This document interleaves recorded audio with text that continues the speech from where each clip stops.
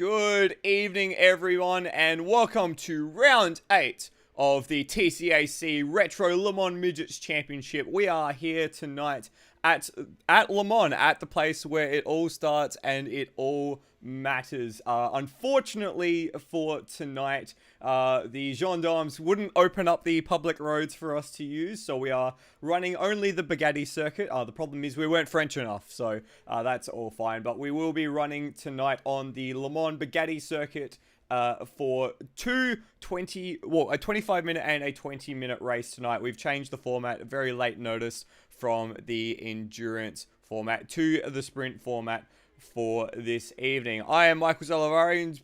My pleasure to join you tonight from Endurance Chat Media for what should be hopefully a good night of action.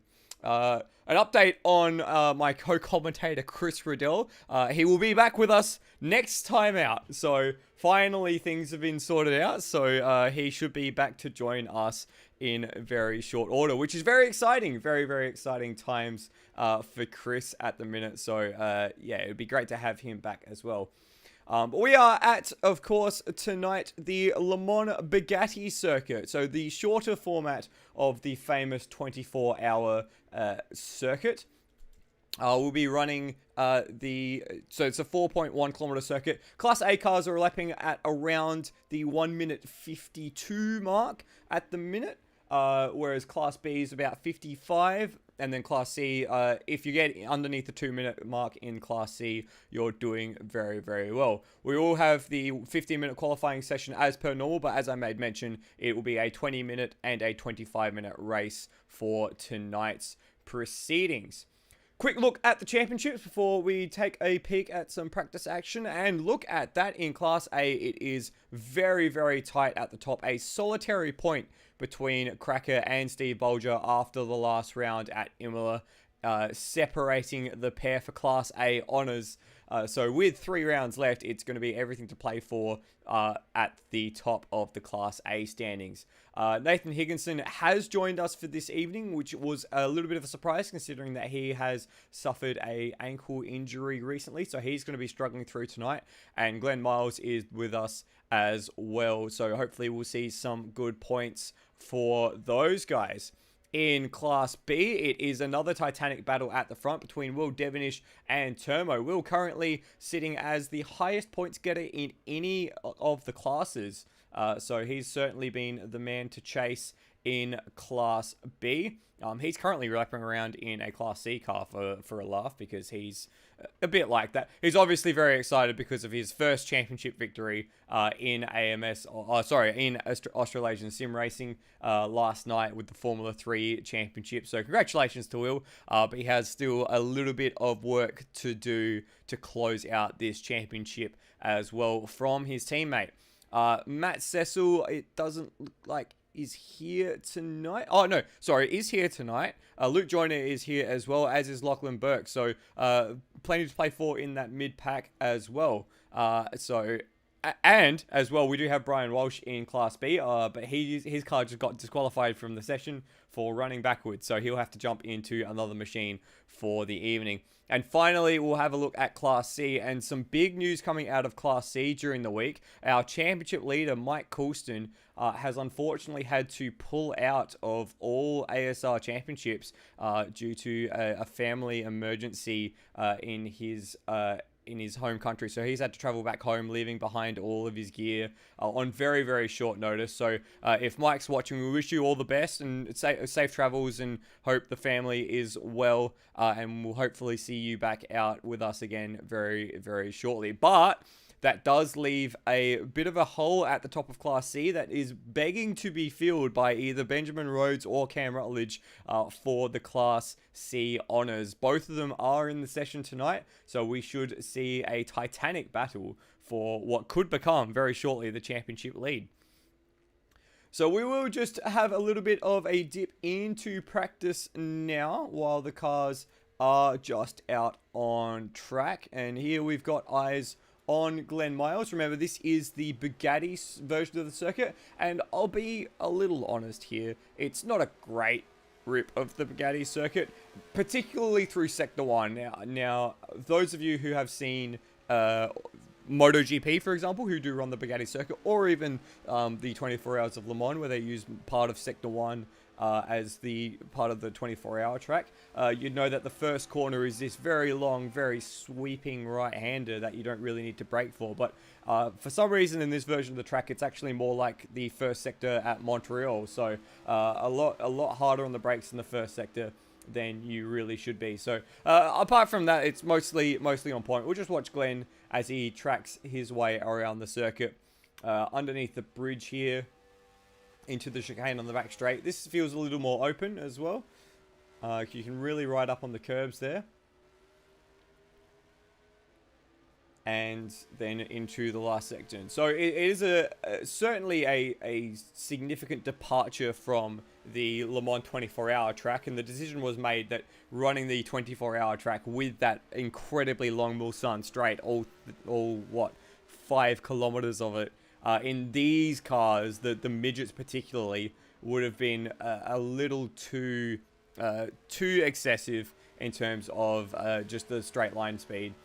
So here we are on the pit building, and yeah, I'll keep an eye on Glenn as he comes through the first sector, just sort of show you what I mean in terms of the very, very sharp sort of first corner. Yeah, there you go. It's a little shorter than it should be, that run, but otherwise the track is pretty well as you would expect. It is also retro round tonight, so I know this is a retro series, but something that Rody was very adamant in putting together was a bit of a retro round. Try to get a few people using full Le Mans liveries of the past. Unfortunately, someone who did put together a retro livery was whereabouts is this car. So Scott Morrell was running Manuel Centino's car. Manuel Centino, he did a great bit of effort putting together this livery on the 906, which I've been told is a driver, a Portuguese driver racing in a Portuguese series in that car. I am just going to quickly find the message to detail who it is. But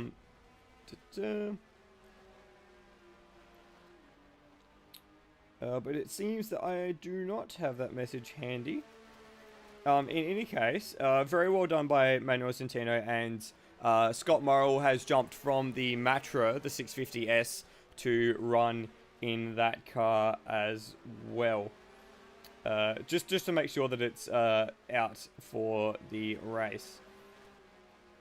The other retro livery that has made it out this weekend, so we watched Scott just come across the line and improve. Nicely done. The other one to come out from this weekend is this one, Steve Bolger, running the 1971 Martini Racing Porsche 917 livery, which is the livery that won Le Mans at the hands of Guy Zlinep and Helmut Marko. Yes, that Helmut Marko, Dr. Helmut Marko. So, an incredible piece of racing heritage on that car, and well done to Steve for putting that together, because that, I think, is one of the best looking liveries, and it also makes a little more sense than some of the other liveries that we've seen on the 917. You know, the Pink Pig or the Racing Austria one, which were both liveries on the 917K, whereas the Martini livery was actually on the 917L. So it looks a little more appropriate. It fits a little better. Cool. So at the moment, it is Cracker who has set the fastest time. So let's go see where Cracker is on track. The Class A cars have a significant advantage here with the punch out of the corners. This track has a little more cornering in it than the other tracks that we've been to previously, especially those faster flowing tracks like Monza or at Imola. So that first sector, or the middle sector really, the one with the triple hairpins, it's really loaded turning, really loaded cornering, and as a result, the slow corners, like out of this hairpin here, this double right-hander that leads you back onto the main straight, and the run out of turn 6 up the back straight, the Class A cars that can get the power down a little more effectively really have a bit of an advantage in taking away some of that pace from the lower class cars, which is where the pace discrepancy is really coming about. I have been told at this stage that the weight has not yet been added for these guys, and I am just going to quickly message Will just to double check that. And make sure that gets put on, because I believe that Turmo's lap in particular was set prior to the weight being added to the cars. Now, of course, if you haven't been following this series so far, the weight is as a result of success. So for winning a sprint race, you get a additional 5 kilos added to the car, and for winning an endurance race, it's 10 kilos. Now, that might not sound like much, but because of the smaller dimensions of these cars and the less horsepower, the fact that these cars are only around 600 kilos total, that extra 10-15 kilos when it gets put on is certainly something that can be felt. So let's see if we have the weights on around. So at the moment, for Class A, between Cracker and Steve Bulger, as it looks like we're skipping forward to the session, so we'll have a quick, we'll do this very quickly. For Steve Bulger, it is 40 kilos on his 917, whereas Cracker only has 15, and that is the grand total for Class A. In Class B, it's Will Devonish and Turmo with 25 kilos each, and Leonard Gersel, who hasn't been able to join us tonight, who has 15 kilos. And finally, in Class C, Mike Coulston has... They've really spread the weight around in Class C. So Mike Coulston would have 15. Cam Rutledge has 15. Benjamin Rhodes and Scott Morrell have 10 each as well. So really done a bit of work spreading it around. So Class C is probably the most equal class in terms of the weight for each of the cars.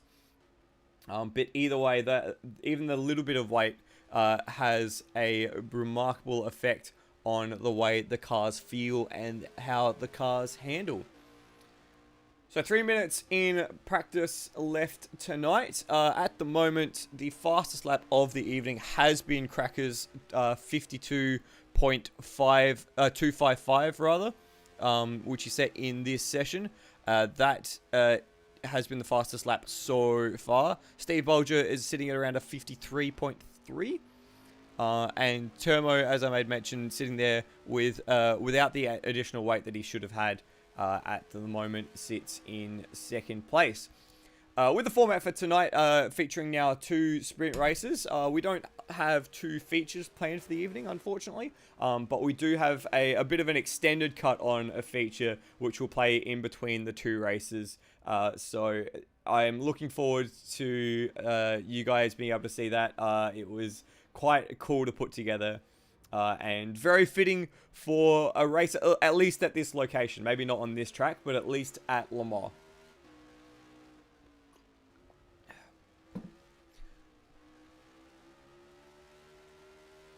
So most of you who would be watching would know this track from its MotoGP and motorbike usage.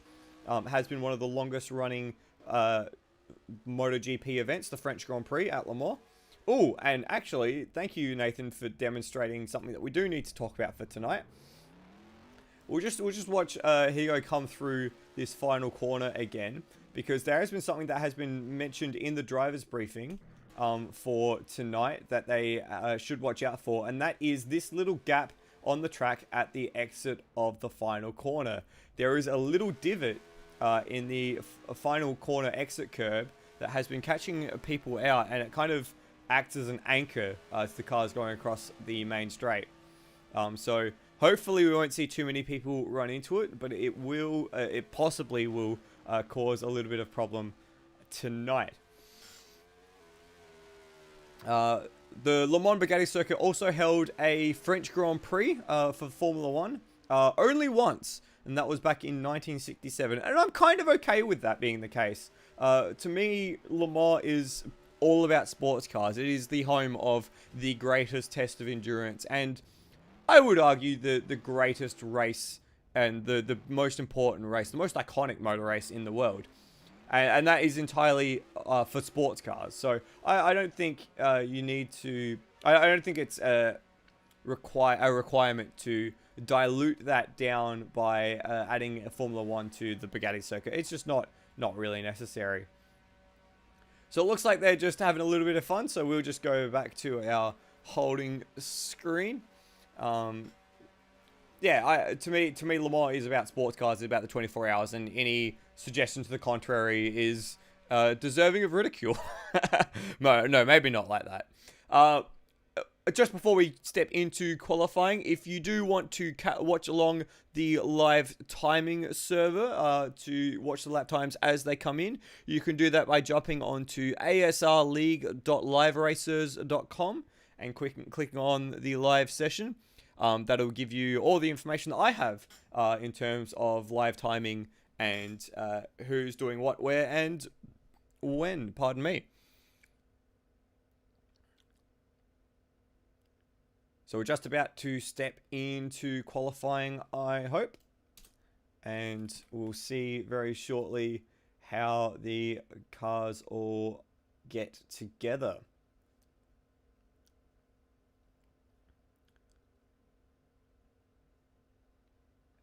So it looks like for the moment we'll have a 14 car grid. Featuring, I think, 13 cars. No, it should be 14 by the time that Higo gets back in. So 4 cars in Class A, 6 Class B cars, and 4 cars in Class C as well. So a good variety as well. We have seen predominantly Class B be the most subscribed class. And that continues through to this race as well. And you can just hear in the background the engines rising for the qualifying session. And we'll just bring you to that now. So they're just backing up maybe a little too vigorously at the end of pit lane. And they'll shortly be ready to go. And we're away in qualifying for tonight's race. Remember, 15-minute qualifying session. So these cars should be able to get around 8 laps in if they're speedy about it. And then the format for tonight, a 25-minute race and a 20-minute race across the 2 nights. Normally it would be our endurance format, a single 50-minute race. But the decision was made very late on the piece to change it around, just to accommodate those who are struggling with a bit of physical ailments. Another new livery for tonight is Termo's one here, paying homage to his fire relief. I'm not really sure about it. Termo's just kind of made a meme livery, which is fine, but yeah, it does stand out a little bit more from his teammates. It is a shame, though, for me that the light blue of the Ferrari has gone away. I did quite like that light blue, but that's fine. We can see it again another time, most likely. So for qualifying, we'll make reference to the 3 sector markers. The first sector mark runs just before, well, just under the Dunlop Bridge, actually. So you get the long run down turn 1. The first chicane and then the Dunlop Bridge. That is Sector 1. Sector 2 is the triple switchback into the second bridge where that camera has been mounted. And I'll make mention of it the next time we come around. That is Sector 2. And then Sector 3 is this run now back onto the main straight. And there's quite a gaggle of cars making their runs onto the main straight. Everyone's keen to get out and set a lap time pretty quickly. It will be Turbo to cross the line to start his flying lap first. Hear that very sweet sound of the Ferrari 312 engine. 3, of course, being its displacement, 12 being the amount of cylinders. And yeah, you can immediately see difficulty with the first corner. Very, very weird run. Not something that you would expect if you know the Le Mans circuit very well. And he's had to jump out of the way now to let his teammate through. Oh, and there's been a bust up in the first chicane. Let's have a look here, see what's happened. Steve Bolger, and I think that's Scott Morrell. Just a little bit of a coming together of two cars trying to occupy the same bit of track right when they were next to each other. So unfortunate for the pair of Porsche drivers. Let's see if we can catch this man, Will Devonish, who is the leading car out on track at the moment. He was the fastest to the first sector. Actually, no, it's not. That's a lie. He was the fastest Class B car to the first sector. The fastest Class A car was Cracker, who's with a 24.2. So we'll keep tabs on Cracker's lap time throughout the rest of the session as well, across this lap. As Will just comes up to where the second sector marker is. That is where we are now, sitting on the bridge. And he comes through. It's a 21.4 to the second sector. It doesn't look like he's managed to stream away from that group behind him. In fact, I think that Lachlan Burke, at the tail end of that group, might even be the faster of those Class B runners in his Ford GT40. And the final pair of corners now. Swinging out as wide as they can to get as much room. And it's a 54.1. And that remains the fastest time. So Burke didn't quite have it in the last sector. And Cracker actually a little slower as well. And that was due to a slow final sector for Cracker. Oh, and a middle sector as well. Very slow middle sector for Cracker. I'm not sure why that was the case. Hopefully we'll see a more representative middle sector from him shortly. We've got a yellow flag just ahead of Cracker, and that is for Lachlan Burke, who was spun it coming out of Dunlop. So you just see he got too far over the inside, and that was enough to just twist the car around. And a quite stylish set of tyre marks left on the ground by Lachlan Burke there.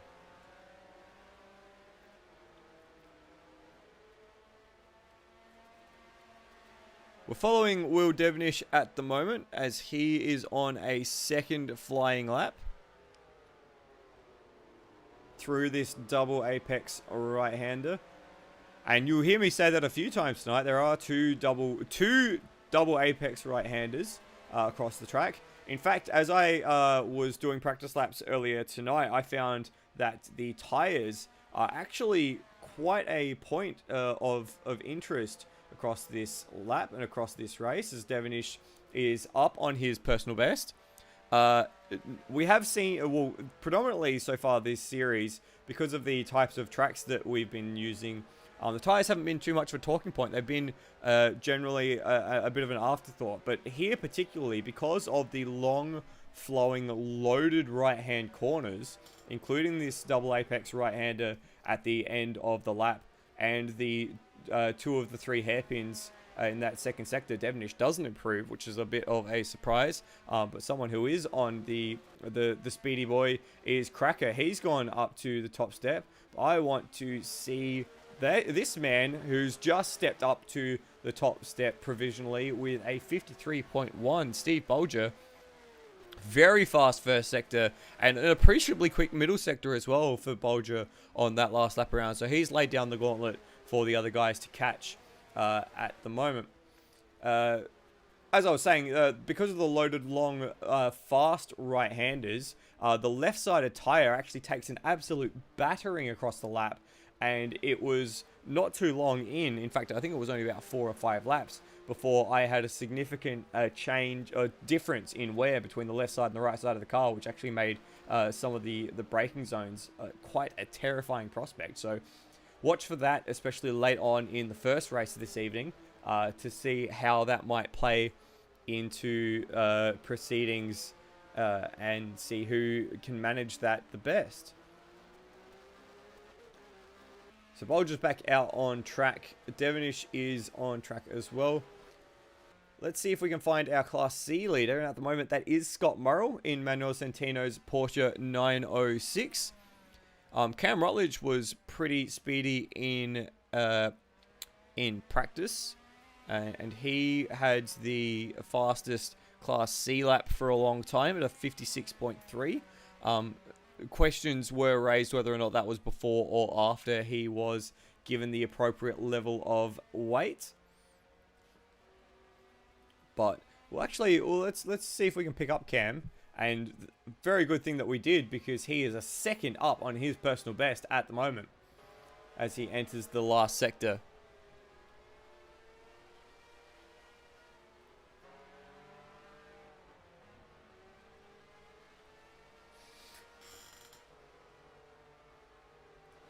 Great sounding car, that Matra Simca 650S. Of course, made its debut at the 24 Hours of Le Mans in 1969, and Rutledge jumps into 7th place, which is Class C rather, provisional pole position with a 57.1. So very well done, and we've got a new top time overall actually, and it is from Cracker. So a 52.8, the first driver in the 52s in qualifying. It'll be a question to see whether or not this man can better him across a lap. So let's have a look at what Steve Bolger can do. So Cracker's big improvement was in Sector 2 there, so found a lot of time. Still not at the level that he was in practice. 52.3 was the marker in practice. Actually, a 52.2 was the marker in practice.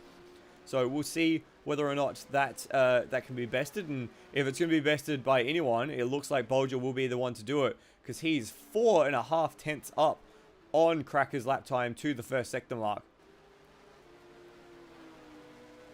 Very well done there by, I think that's Lewis Wedding driving Mike Coulston's car to just step out of the way of the two Class A runners through this middle sector.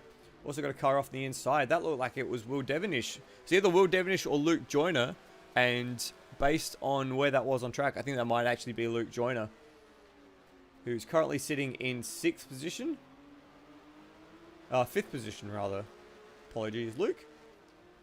This is where we're watching at the moment. Steve Bolger.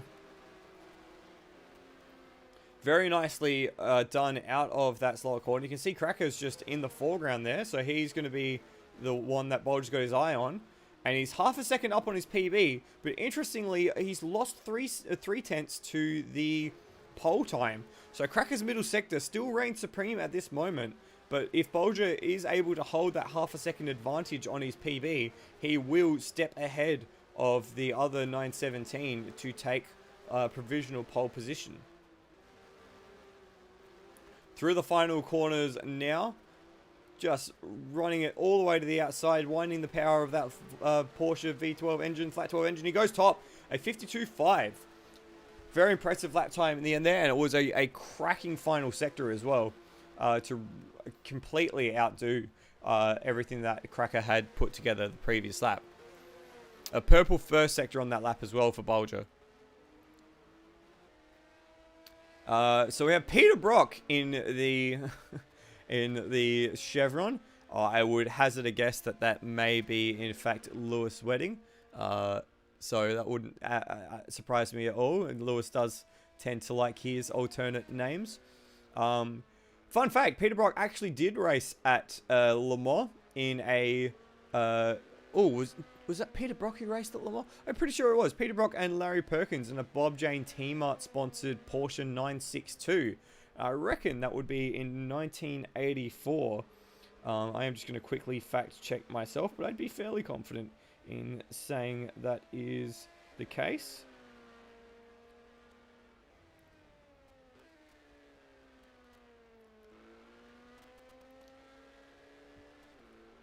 So the Chevron tonight, normally that would be Mike Coulston's Chevron, but he, as we made mention at the top of the show, is unable to join us, and we send him all the very best, and for him and his family as well.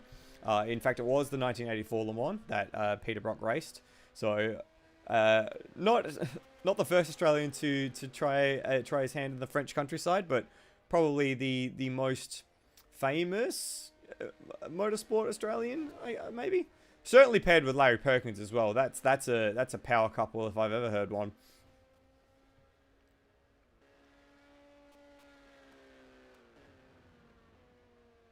Beautiful looking car, the Cosworth Chevron, and very well done by Benjamin Rhodes for putting that one together.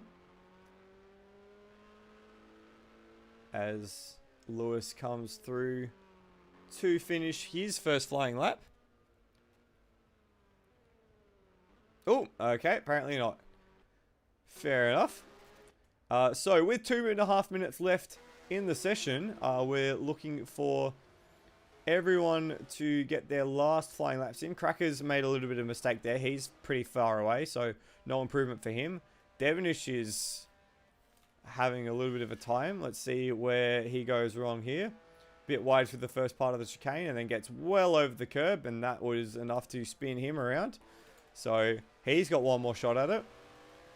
We haven't talked much about Matt Cecil so far, but he's sitting in 5th at the minute in the Ford GT40, the black AP Sim Sport example. He's not too far away from Devonish or Termo, so that will be one to keep an eye on. And Lachlan Burke as well. In fact, Will Devonish is still spinning around on the back straight. So Lachlan Burke, here we go. Him and Rhodey, it looks like, bump drafting down the main straight. They're going to be the first ones to start their final run of it, it looks like. And that's not really the way we want to be starting it, to be fair to the pair of them. We'll see how their first sector times sit. And yeah, Burke a second down on his PB, so he will be very unlikely to improve. Let's quickly just check in, see if Rhodey got any benefit. He did, so he's a few tenths up on his PB, so he'll possibly enjoy the little bit of a helping hand that Burke's been giving him by pushing him down the straight. You see Scott Morrell's just jumped up a position into 9th as well. So he's improved on his final penultimate flyer.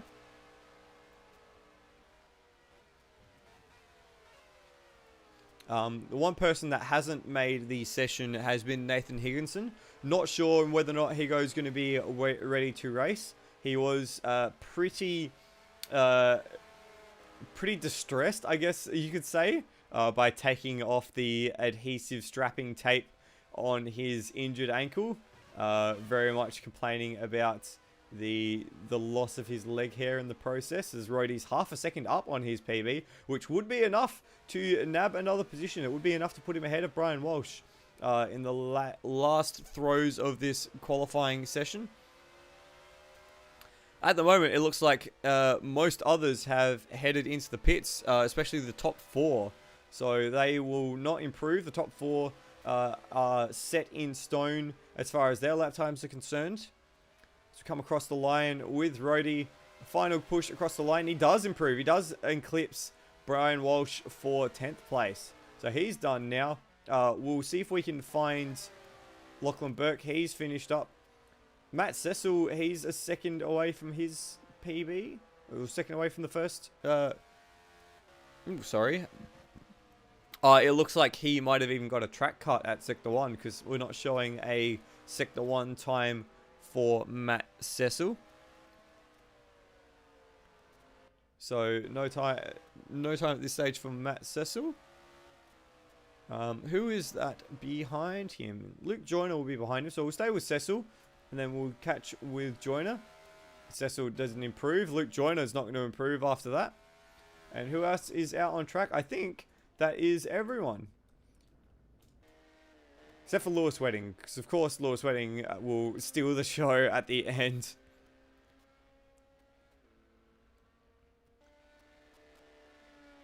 But it wouldn't surprise me at all for Lewis to just throw it away at the end, just to make the point that he can. Through this final combination of corners, the left-hander to bring you onto this short chute, and then the double apex right-hand hairpin with the 24-hour pit lane right through the middle of it. And Lewis spins it on the final corner and just goes straight into the pits. So that will be the end of qualifying. And at the end, it was Steve Bolger in his Martini liveried 917 for tonight that did take the pole position with a lap time of 152.510. 3 tenths ahead of Cracker in the other 917, just to the left of shot there. So while the cars get themselves ready, cars and drivers get themselves ready for the first of 2 races this evening. Oh, pardon me. Barely started and already feeling it. As they get ready for the first of 2 races this evening, we'll just take a little bit of a break here, and we'll be back very shortly.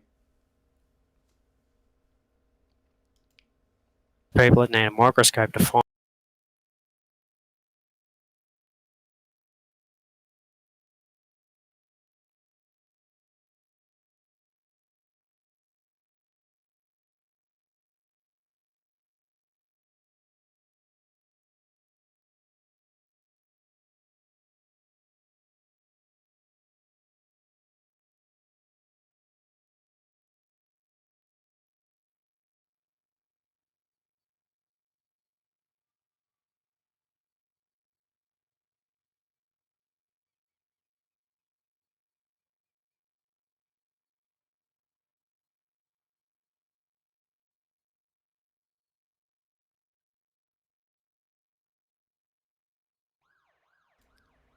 So they're all ready to go for the first race of the evening. And we'll see them grid up very shortly. Unfortunately, did just check in with the group.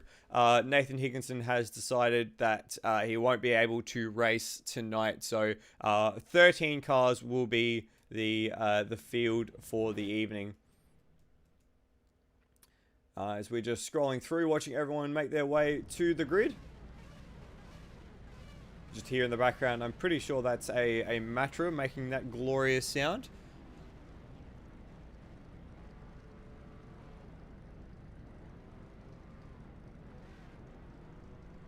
Just waiting on the last few stragglers before we jump in.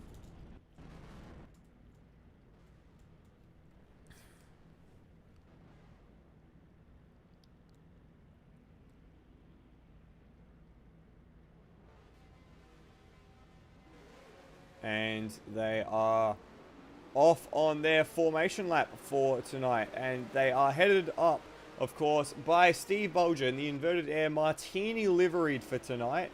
Porsche 917L. Cracking lap from Steve to put that car on pole under the pressure late on in the session. On the front row, it is the championship leader at the minute by a solitary point. Cracker in the Wildcat 917L. These guys are oof, and in the background that is, oh, it looks like we've got, we must be needing a server reset because these guys have all haberdashered themselves, and I think Will's in the lane, and there we go, there is a server reset. So while they're getting themselves sorted out, we'll go back to those points that I made mention of. That is the gap at the top of the Class A leaderboard.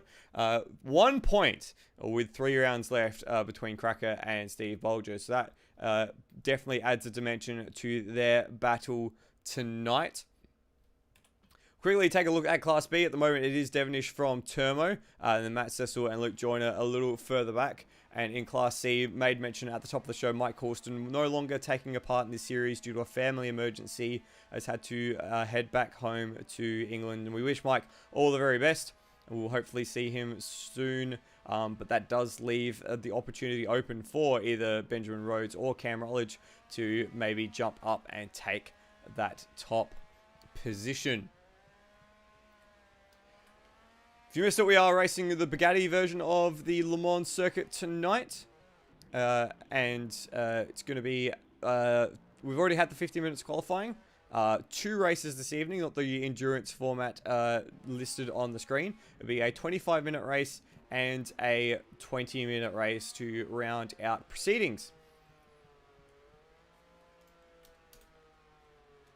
I'm just trying to get a handle on what's happening at the minute. It looks like they had lost Matt Cecil from the server,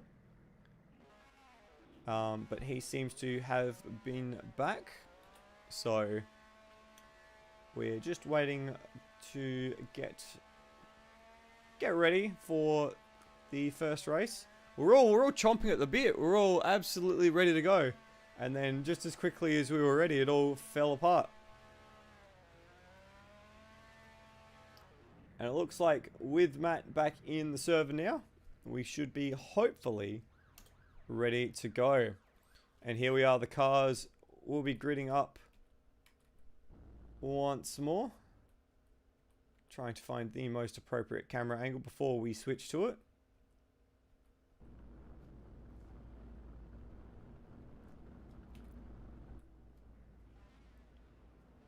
Guess this one will have to do. There we are, you can just see the cars popping into view.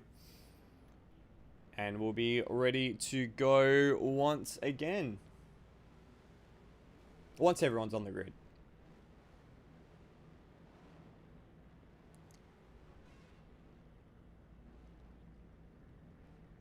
Looks like we're waiting for Cracker. There, Cracker pops in.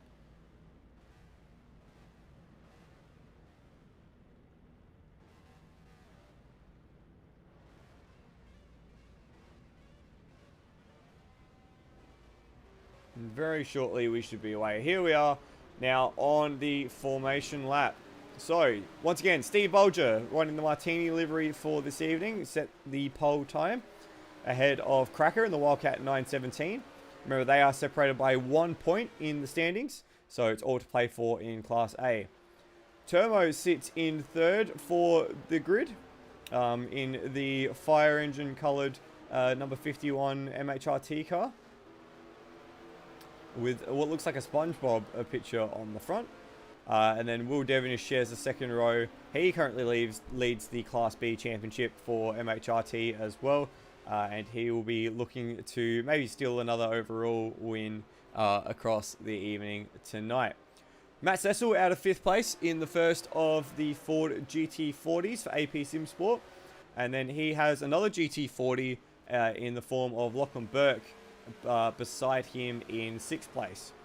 Luke Joyner sits in 7th in the third of the MHRT Ferraris. We haven't seen the 4th MHRT Ferrari in quite a while. That is Brock Harvey. So hopefully we'll see Brock again at some point in this season.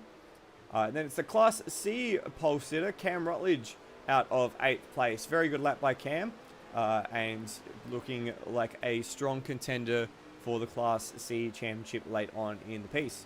Scott Morrell tonight driving the Wildcat 906, the retro livery painted by Manuel Centino. So that looks very, very cool, and cool to have another retro livery out on the field tonight. He starts in 9th, ahead of Rody in the second of the Matras in 10th place. Brian Walsh sits in 11th in the Wildcat GT40, the number 27 machine. And Glenn Miles will start in 12th in the Thermo Engineering Lola T70. And rounding out the field is Peter Brock, which is actually Lewis Wedding, driving in Mike Coulston's Saudi Camel Chevron. So a 13-car field tonight as the leaders just make their way to the starting grid. Start off with a 25-minute race and then a break in the middle for a 20-minute race. And then we will have the answers for the Le Mans TCAC Retro competition.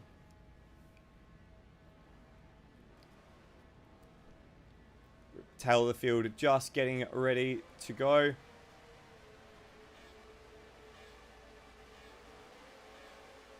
Lights are on, and now they're off, and away we go. And it's a great start from Cracker on the inside, and he's going to take the whole shot into, oh, where have we gone?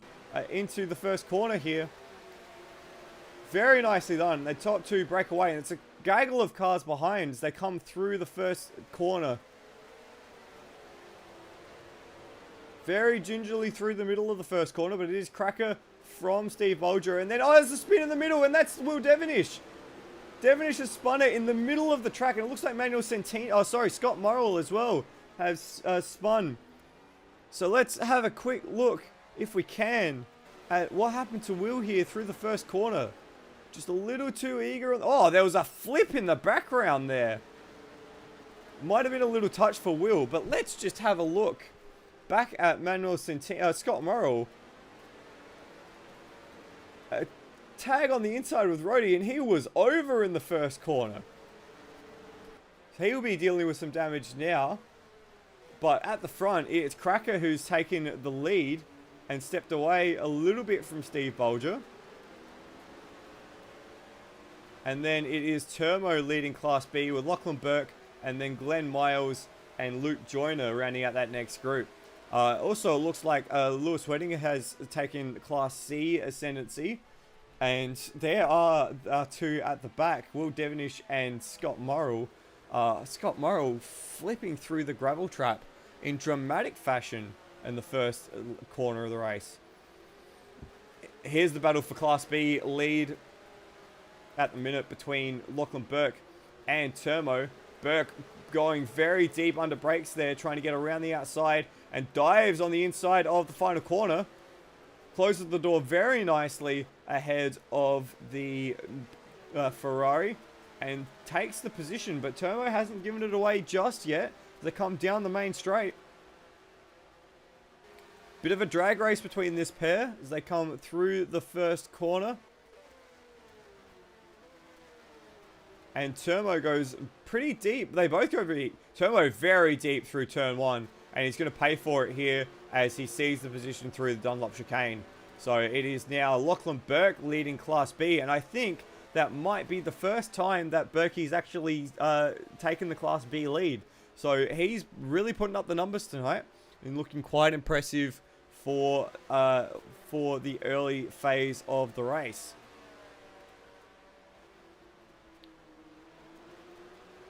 Hopefully that gets maintained throughout the race.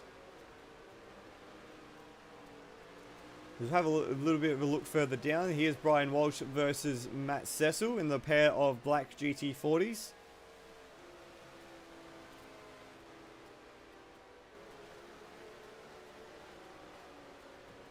Ooh, Walshy just a little deep under brakes there. And didn't quite get to the apex of the next corner, and Cecil's just gone straight through. It would have been okay for Walshy if he'd actually managed to get the front turned in to get that power down this longer back straight. But when he ran wide at the second apex as well, it just kind of allowed Cecil to jump on through. That was all she wrote. So Cam Rutledge just cemented himself as the Class C leader. And I'm not sure how that's actually come about, because Lewis Wedding was very comfortably ahead in Class C around this time last lap. But he seems to have dropped away quite a fair bit. So Rutledge at the moment, the stronger of the Class C cars.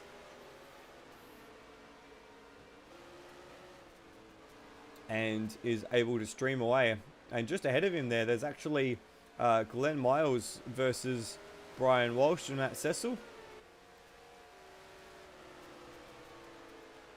Miles in the Class A car, the Lola, should have a little bit of a pace advantage on the cars around him. He comes through the first corner. Backs out of it very early, but Matt Cecil went very wide. In fact, so did Brian Walsh rather. Launching their way through the first chicane. They should have both have to give that position back, truth be told. Walshy does it, as does Cecil. Oh, there's a little bit of contact there. I think Walshy wasn't sure. Sorry, Miles wasn't sure whether or not Cecil was going to give away that position. And there's just a little bit of contact right at the loaded point of turn-in. But they both managed to escape without too much issue. We'll head up further this battle for third overall, or Class B lead between Burke and Turmo. Burke just pinched the brake in the middle of that pair of corners there. So not the ideal run. And Turmo is looking fairly racy. Hasn't quite broken the back of that Ferrari just yet, as they bound over the curbs in that chicane. You can get, if you're consistent enough, you can actually get it to sit quite nicely over those curves. But the last thing you want is to hit one of those curves a little too hard and launch the car up from somewhere it cannot be saved. And through practice, we saw a few drivers, myself included, suffer that little issue.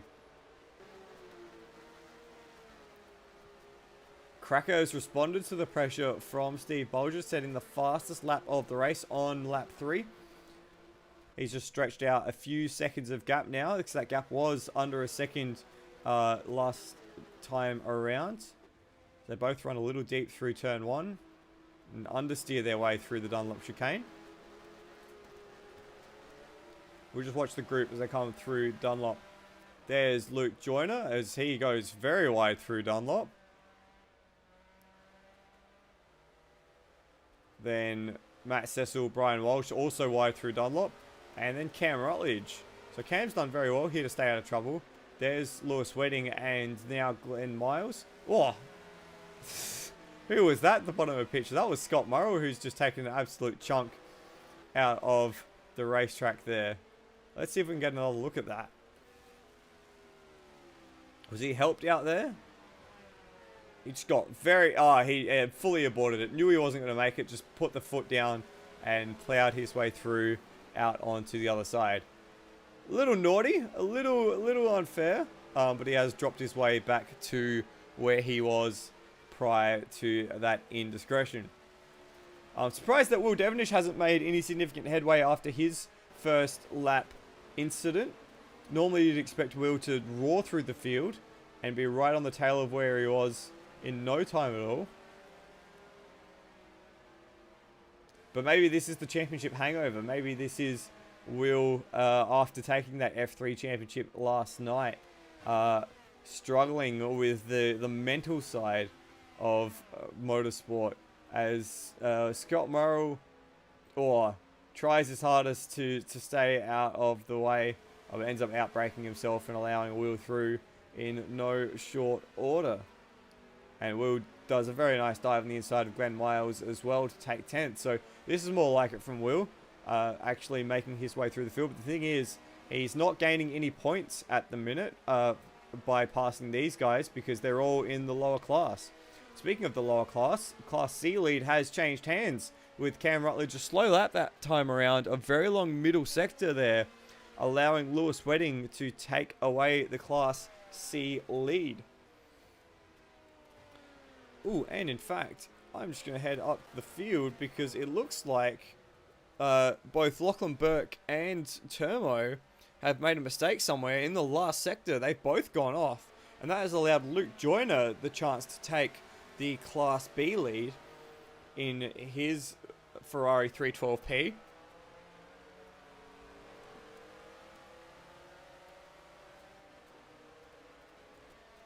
Not sure what the issue was there for both. It's surprising to me that it was both Joyner and both Burke and Termo having that mistake.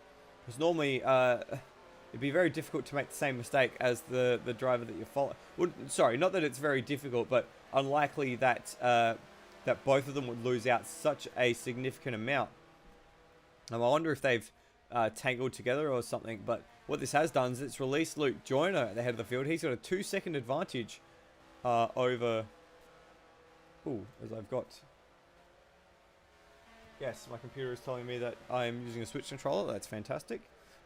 As Joyner's got a 2-second advantage over this pair of Termo and Lachlan Burke for Class B honours. Really would like to have a split screen here to show Class B alongside this battle for Class C honours. Lewis Wedding just behind Brian Walsh, but with Cam Rutledge right on his tail, coming through the final corner.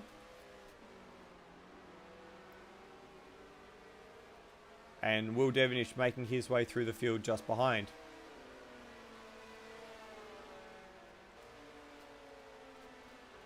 So for Devonish, the next car of importance for him to pass is actually 3 cars up the road. It's Brian Walsh that he has to get through in order to actually start scoring more points. And he does nicely to find his way past Cam Rutledge there. But with Termo up the field, it's actually great for Will that Joyner and Burke are taking points away from Termo, as Devonish has found his way right next to Brian Walsh and squeezes past him through the first hairpin there. The fact that it's not quite a gap there for Will. The fact that both Burke and Termo, actually we're actually going to go after that battle, because it looks like A, Joyner's made a mistake, and B, this is battle's entirely closed up. So a moment ago I was saying Joyner and Burke were taking points away from Termo. Moments later, Termo is almost going to take Class B lead as they come into the braking zone. Very well done by both of them there, but Turmo's trying to go the over and under through the chicane, get the nose tucked in and make a dive in the next section of the track. That can't quite get it to work. But this is important for Turmo now. If he's got aspirations of the championship, this is a battle that he needs to win, and he needs to gain as much points as he can. And Burke's gone off. Burke's run wide at that corner there. Is they going to come through the final sector? And, oh, it's tight on the inside, but Turmo does wrap around the outside of that GT40 and takes the lead in Class B. So as I was saying, it's important for Turmo to maximize the result here, especially if Will is going to get stuck a bit more in traffic. And we'll just quickly go down and see where Will is. And he's had a spin, final corner, just as we cut to him. He's just had a bit of a moment. He'd gotten past both Class C cars there, and he didn't even hit the curb. He just rolled too much throttle on too early and almost spun it into the pits. So unfortunate for Will, but he's going to have to do that hard work over again. And honestly, how many times have we said that in following Devonish's racing here in TCAC or in ASR? Again, as he makes the pass on Scott Morrell, no points gained in that pass. Not that Scott's going to care or make it easy for him. Because each of these classes are scored entirely independently. So that means that the only points that Devonish is going to gain is from passing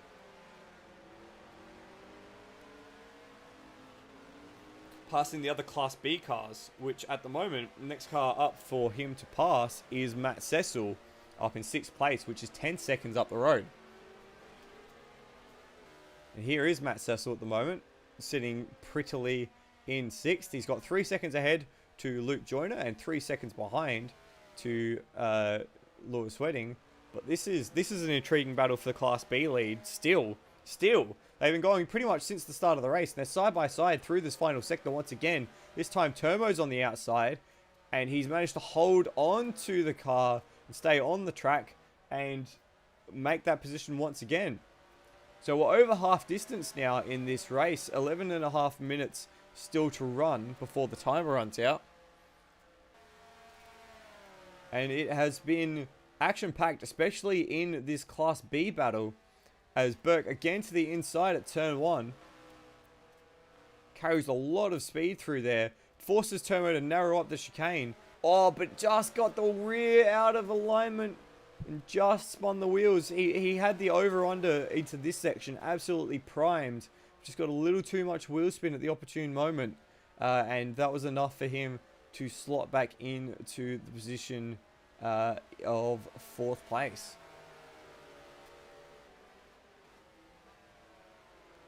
Out the front, by the way, Cracker has broken the back of the leading challenge. A very slow first sector for Steve Bolger, this time around compounding things.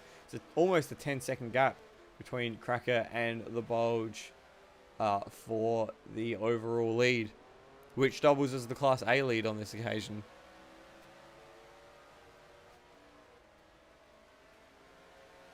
Interestingly, despite Turmo doing well to hold on in Sector 1, he actually picked up a track cut bounding through the Dunlop chicane. So not ideal for Turmo, and he's a little unsettled through the chicane, that second chicane, but not nearly as unsettled as Lachlan Burke, who went well off into the weeds.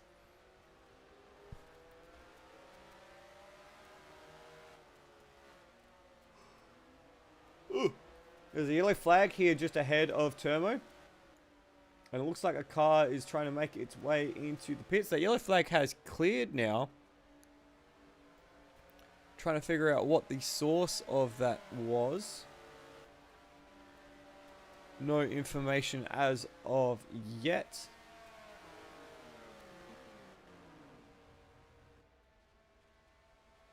In fact, no information at all, effectively. Can't really see on our timing screen what has gone on there. Ooh, unless... Was it Steve Bolger? Where's Steve Bolger gone? He's coming to the pits. What's going on here? What's happened with Steve Bolger? Is he changing tyres? Oh, this is a travesty for his overall aspirations. And in fact, he is going to lose a position in class to Glenn Miles. So that must have been where the yellow flag came from. How very peculiar. Is it just me, or does the front of that Porsche look a little damaged as well? Maybe he's had an accident which has actually spun him into the pit lane, much like Will Devonish did.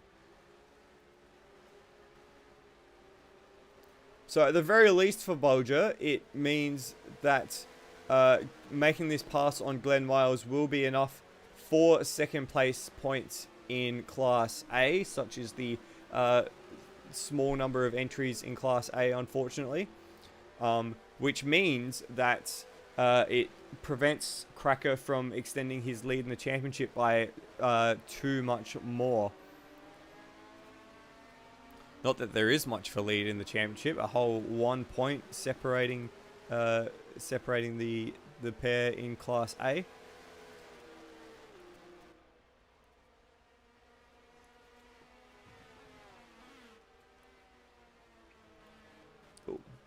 And this is another important battle out on track. Will Devonish and Matt Cecil.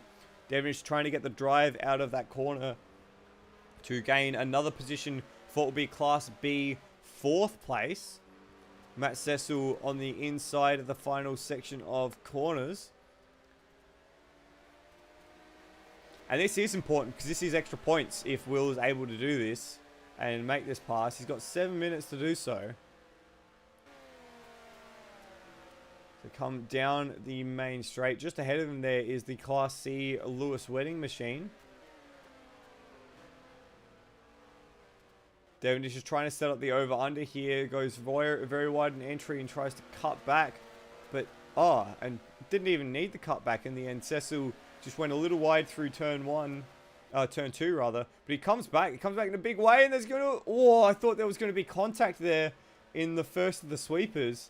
Cecil went very deep, and it didn't look like there was enough room for him to pull up. But he does all right in the end. And he's gone very deep again. He's really putting the pedal to the metal here under brakes. Trying as much as he can to gain that position back. And they're going to go side by side through the double apex right-hander. Devonish does well to maintain the upper ground there. And gets not the best run actually. Just you could see that little bit of a recorrect and a little bit of oversteer. And that might be enough for Cecil to just find the pace that he needs in order to make that move back again. But they've got Lewis Wedding in the mix here as well, which is going to very much complicate things. They come through the fast chicane.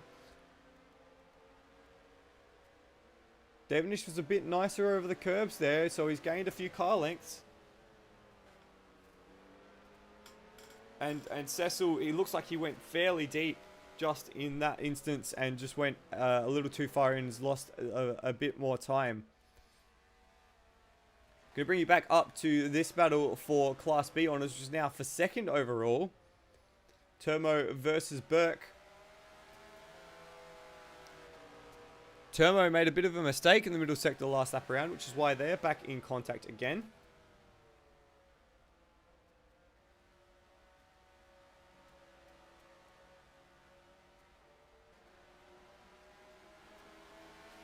And it's hard to pick at the minute which of these two is the faster machine. Or as Burke just locks the inside front left tire a little too much. And that's brought Turmo just side by side. But he's on the wrong side of the road for the braking zone for the next corner. Burke goes deep under brakes. Keeps the Ford in there. And Turmo runs right. Turmo runs onto the gravel. And so that's going to allow Burke a little bit more breathing room, but they both get shocking runs. I wonder if Burke's had a bit of a part to play there and actually has just rolled out of it. It looks like he has. It looks like he's just rolled out of it and allowed Turmo to take that position back again.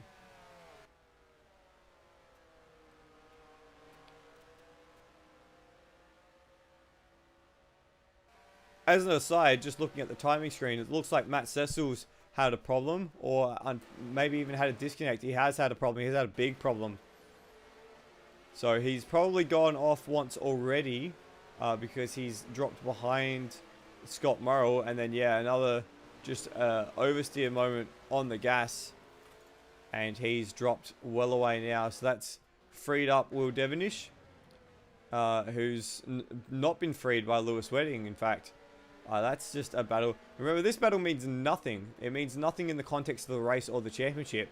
These guys are just battling for pride, and pride is something they do love to fight over as they come through the final corners.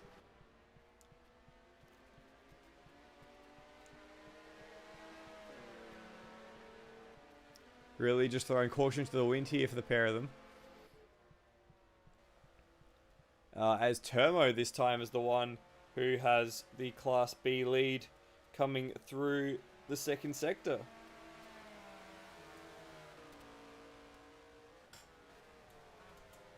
And here's an interesting battle that I've just noticed on the timing screen. For Class C second place, Cam Rutledge versus Scott Morrell. Neither of them backing down at the moment. Normally these guys are teammates in the Matra.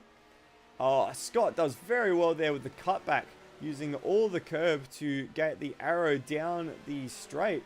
And he's done a very nice job to take that position. We've got a yellow flag in sector here, and that might be for Will Devonish. There he is once again, spun around. Another scrappy race for Will.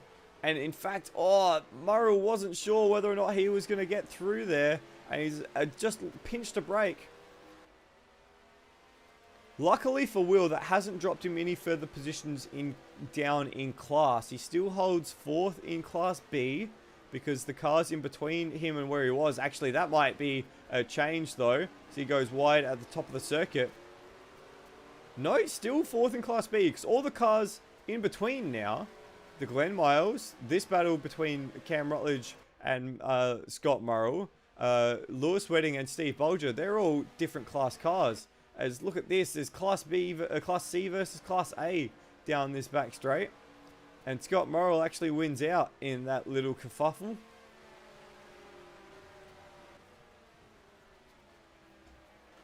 So despite those two little moments for Will, no points dropped, which is lucky.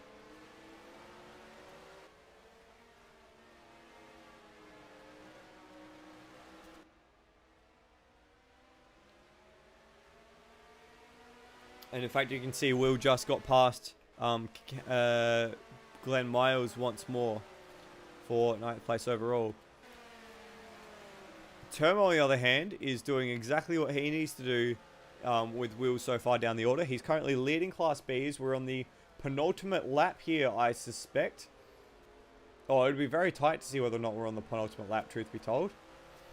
Oh, and it looks like we've lost Scott Morrell somewhere. Yes, there he is. He's had a mistake in the first sector. Did he jump or was he pushed? Oh, and pushed, definitely he was. Oh, and there's a bit more afters than that as well.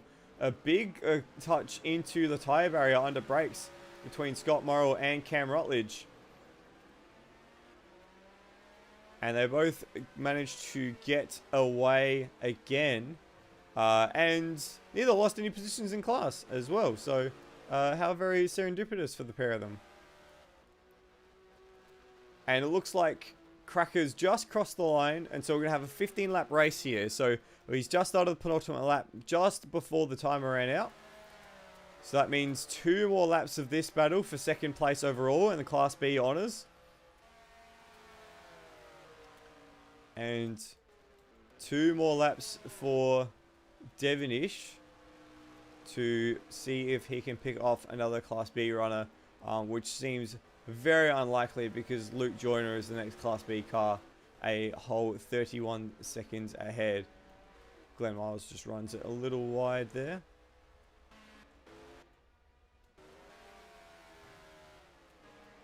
It's very peculiar. Brian Walsh showing well down the order.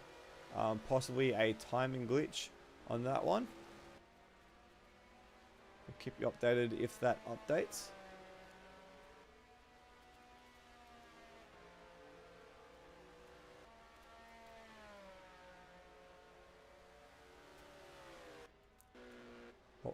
what we are going to do is we are going to just jump on this battle probably for the remainder of the race. This is a very important battle in the context of the Class B Championship, as well as being the closest battle on track. Oh, drive-through penalty for Scott Morrell, and that's going to put pays to any chance he had of taking a Class C podium.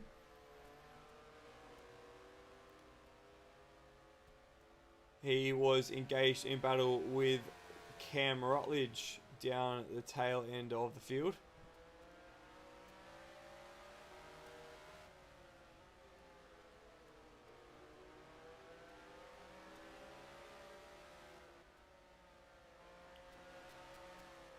Cecil is coming around the final corner to start the final lap of the race, of the first race this evening. And the fight for Class B overall honours, or Class B class honours.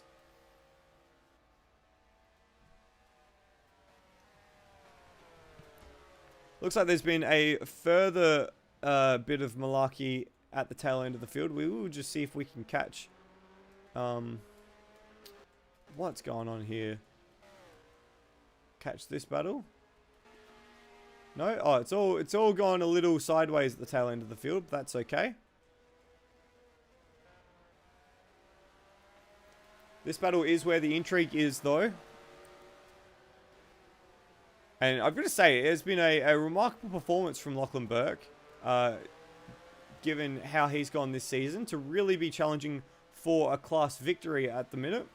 And whether or not he does pull off a class victory, I don't think that should go unnoticed, Lachlan Burke's efforts.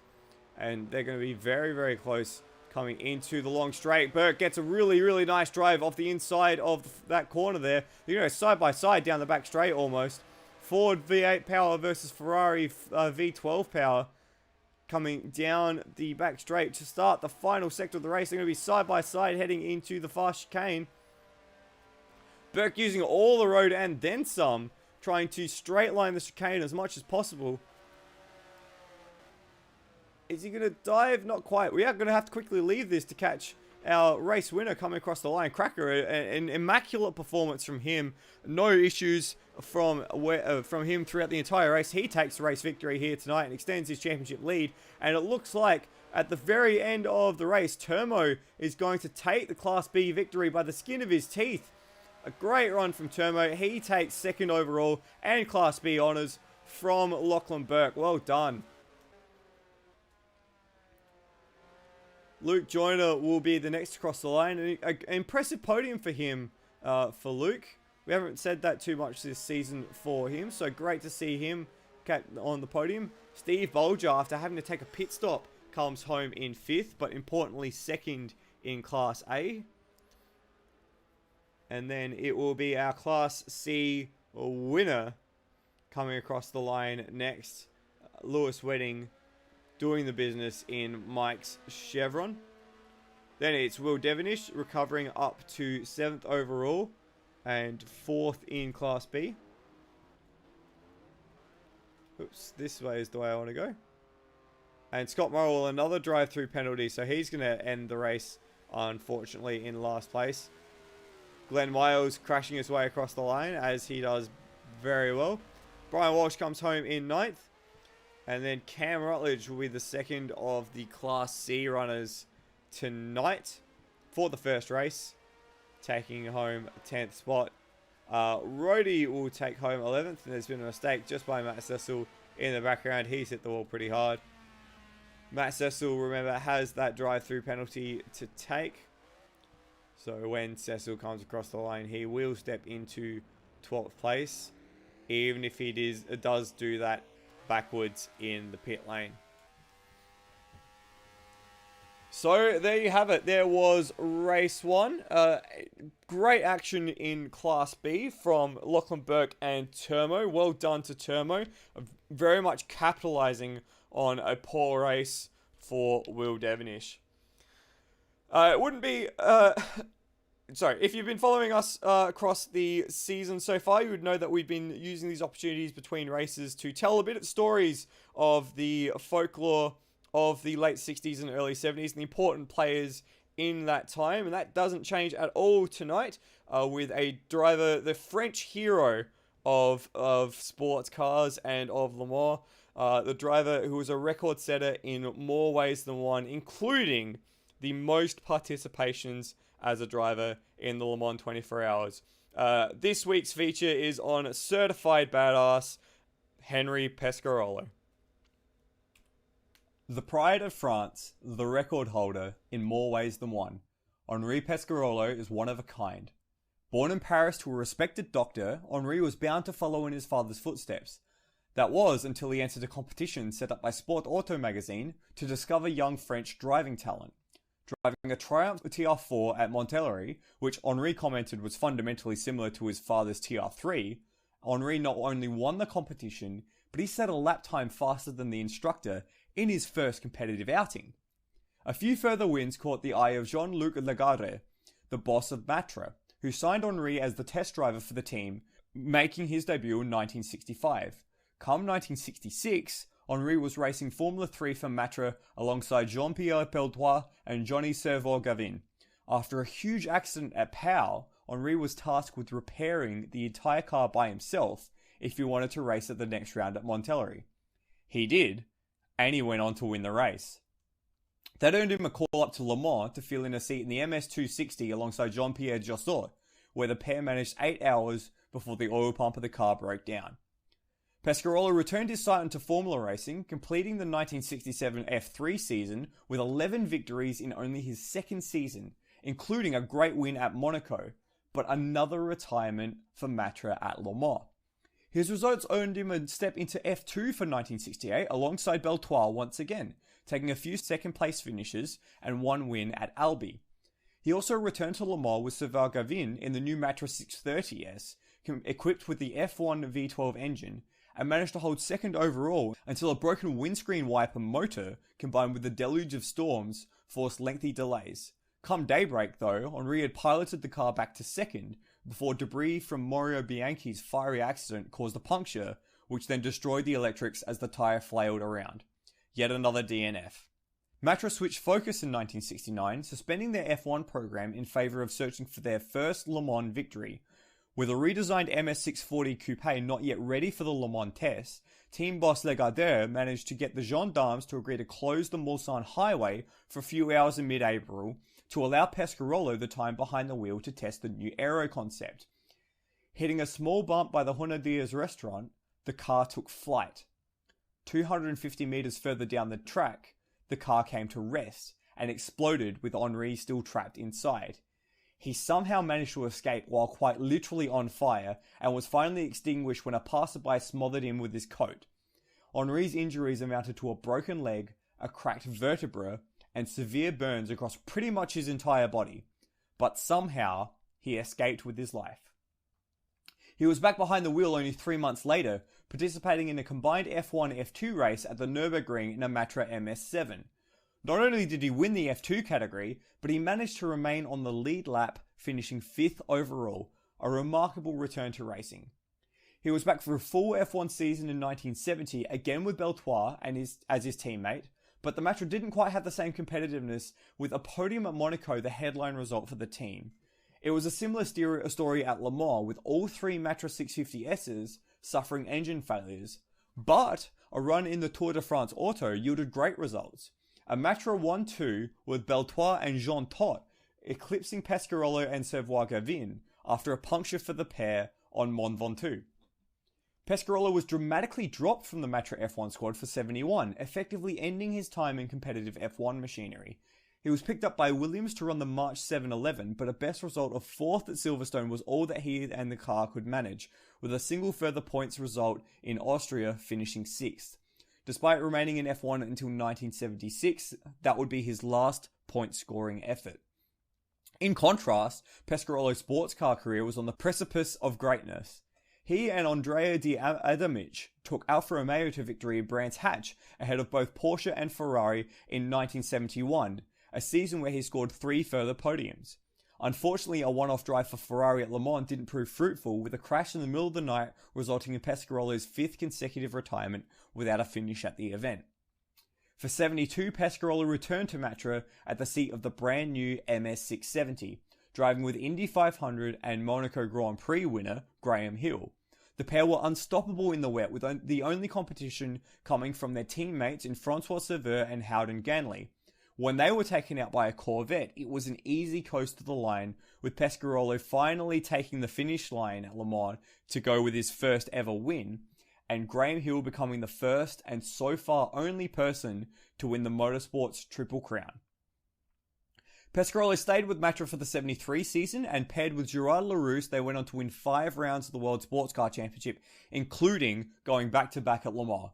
They were engaged in a thrilling battle at Le Mans against Jackie Ickx and Brian Redman's Ferrari 312P, which blew its engine only 90 minutes from home. At Spa-Francorchamps, Pescarolo earned himself a slice of motorsport history. The 1973 race was the last race on the old Spa-Francorchamps circuit, and Pescarolo's best race lap in the 670S at an average speed of 262.325 kilometers per hour was the fastest racing lap in motorsports. Still, while modern F1 cars have gone faster in qualifying, nothing has come close to that insane pace set in 1973. Matra and Pescarolo made it 3 in a row at Le Mans in 1974, but despite a gearbox drama setting them back 47 minutes. But after Matra's withdrawal from sports cars at the end of 74, Pescarolo went back to Alfa Romeo, driving alongside Derek Bell, where he took 3 victories at Spa, Zeltweg and Watkins Glen. He then spurned an offer from Porsche to instead join Beltois once again in an all-French affair, driving for Jean Rondeau. The pair finished 8th at Le Mans in 1975, but won the GTP class, while Porsche took victory overall. It was enough to convince Pescarolo to join Porsche for 1977, but an engine failure only 4 hours into the race, due to a conrod defect, retired the 936 from the lead. A disappointing run in 1978 saw Pescarolo leave Porsche and return to Rondeau, where despite 4 consecutive DNFs at Le Mans from 1979 to 1982, Pescarolo and Rondeau almost took victory in the World Sports Car Championship in 82. They only missed out thanks to a privateer Porsche 911, earning enough points at the Nürburgring for Porsche to only just eclipse the small French outfit. With that, Pescarolo returned to Porsche in 1984, driving the Newman Yost 956B with Klaus Ludwig. Their attack at Le Mans started disappointingly with a fuel pump issue in the first hour, bringing the car in for lengthy repairs. The car then ran faultlessly, slowly climbing the order before taking the lead in the morning of Sunday and coming home victorious. It was Pescarolo's 4th overall victory, but it would be his last at Le Mans. Pescarolo then moved to Lancia in 85 before getting picked up by Sauber for 1986 and 87. At the 1987 24 Hours of Le Mans, Henri lost his drive shaft coming out of Arnage, rolling to a stop in the Porsche curves. Pulling the onboard toolkit, he managed to jam the drive shaft together and slowly putter around to the pits under his own power. The only thing was, he'd taken so long that the team had already listed the car as a retirement, closed the garage door and was halfway through packing it up. While the car did manage to get repaired after the fact, it did finally expire for good the next morning. Henri took one further class victory at Le Mans, driving for Courage competition in 1992 with Bob Wallach and Jean-Louis Ricky.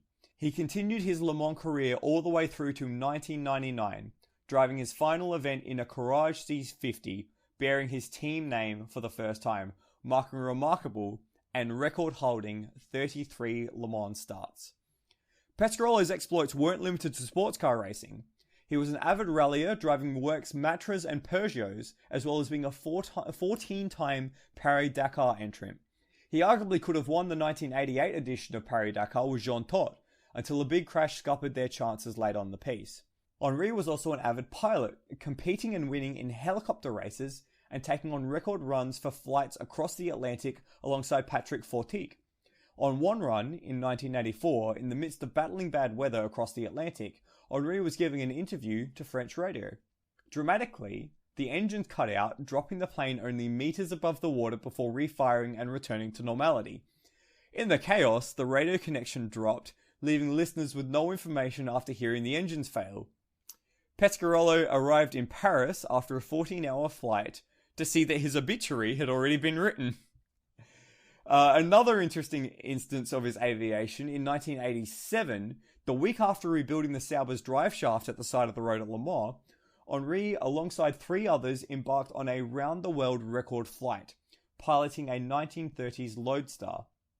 The quartet finished the flight in 88 hours and 48 minutes, a piston engine record that still stands to this very day. Finally, Pescarolo's efforts as a team owner cannot go unmentioned. In a long-standing relationship with Courage, Pescarolo Sport took 4th in their first proper run at Le Mans in 2000, before taking victories in ACO competition in 2001 at Estoril and Magny-Cours. It was a few more years before significant success, but in 2005, after upgrading the C60 and adding a Judd engine, Pescarolo Sport finished 2nd overall at Le Mans, only 2 laps behind the leading Audi. They backed up that result the following year with another 2nd place at Le Mans, as well as a clean sweep of the Le Mans series, winning all 5 races. Pescarolo's last significant result was an overall podium at Le Mans in 2007, before financial troubles befell the team, resulting in its closure in 2013. Few men can match Henri Pescarolo's accolades in sports car racing, Formula One, rally, aviation, or team ownership, let alone in all facets.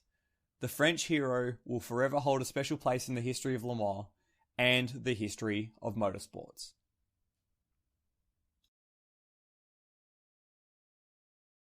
Yes, indeed. Henri Pescarolo is one of a kind and a hero for the Le Mans 24 Hours and for French sports car racing.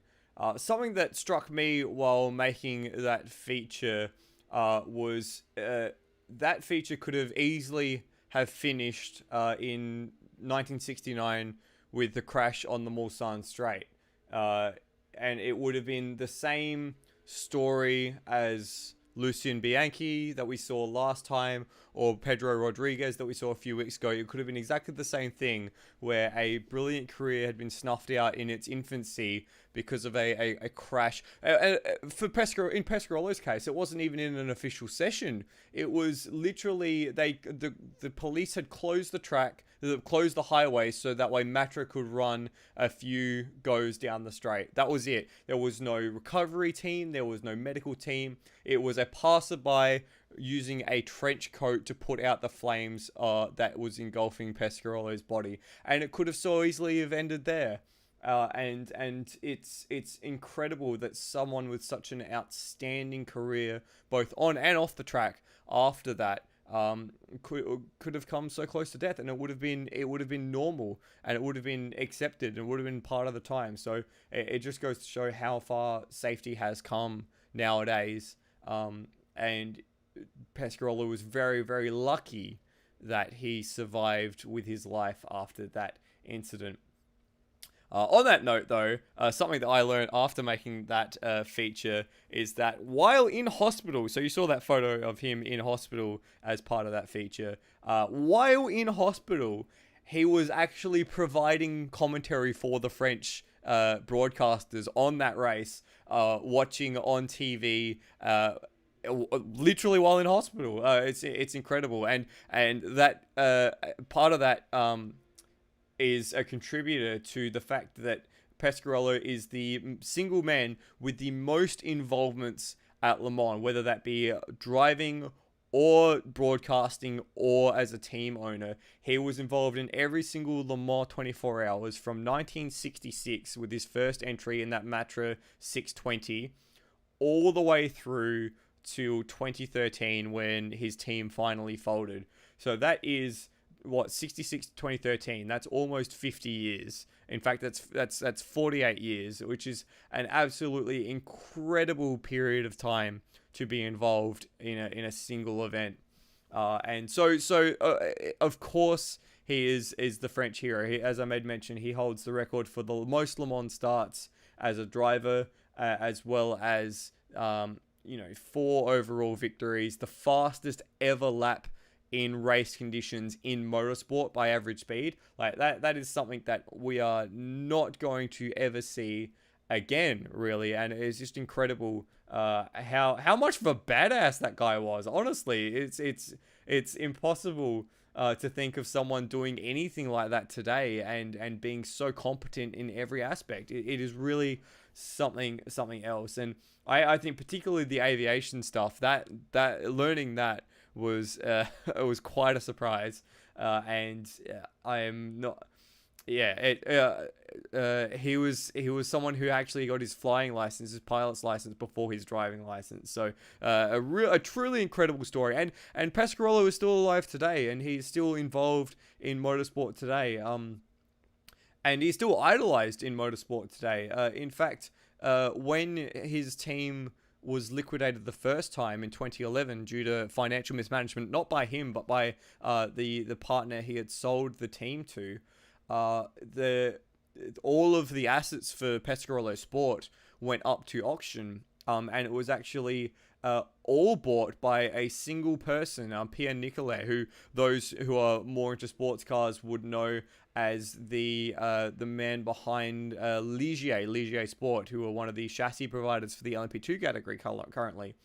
They were all of Pescarolo's assets were bought by Pierre Nicolet, who then signed them back to Pescarolo at no cost. So he basically got a second free start at his race team again, which just goes to show the incredible a wealth of respect and idolization that he has amongst the French, and truth be told, amongst those who follow Le Mans, because he is really just an incredible story, and it's fantastic that he's been able to be involved for such a long time. So we are moments away from the second race of this evening, a 20-minute race around the Le Mans Bugatti circuit, and let's check out that circuit once again. 4.185 kilometers, 13 turns. We've got a bit of a sharper turn one than is shown on the map there, but that's okay. Long flowing corners.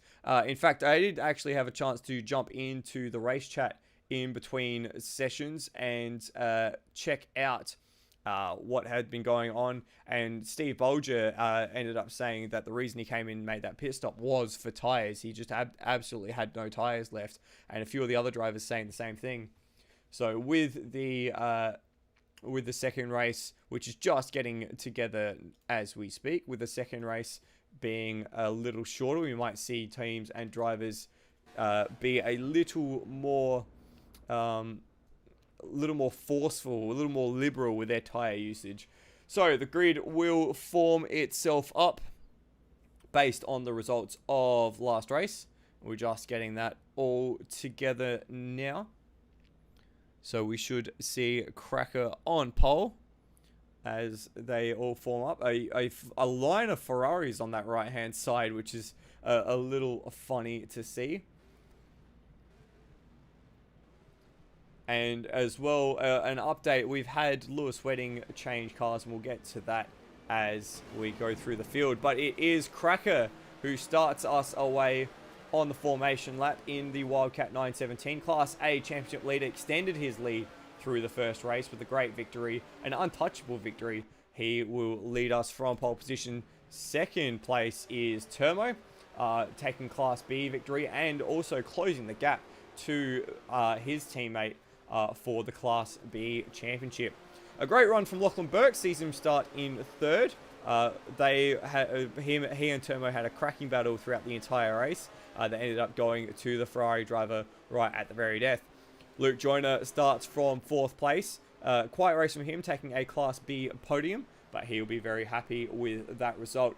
Steve Bolger, the second of the Class A cars, in fifth, but it looks like he might have a little bit of problem here as he pulls off the circuit. And in fact, I reckon with that we're going to have a server reset, because yep, and there it is. So we'll take ourselves back to the main screen here while the kinks get served out. So yeah, Bolger saying that he ran out of tires on the left-hand side of the car and was not going to be able to catch Cracker without new tires. So made the decision to just jump into the pits, grab some tires, and run a clean second half of the race. It was good that for him that he managed to pass Glenn Miles and take that second position in Class A, because it was an important position for him to make sure that he keeps the pressure on Cracker for the rest of the season. So apparently the reason for that abortion of the race was because of a problem for Scott Morrell. He's been struggling with his with his wheel and setup throughout the evening. Apparently some problems that has spurned for him carrying over from the race last night. Which was Formula 3, if you have been tracking that season. So he's been trying to work that out, and it looks like he's hopefully got that sorted, because we'll be about to go again for the second race, hopefully, once again.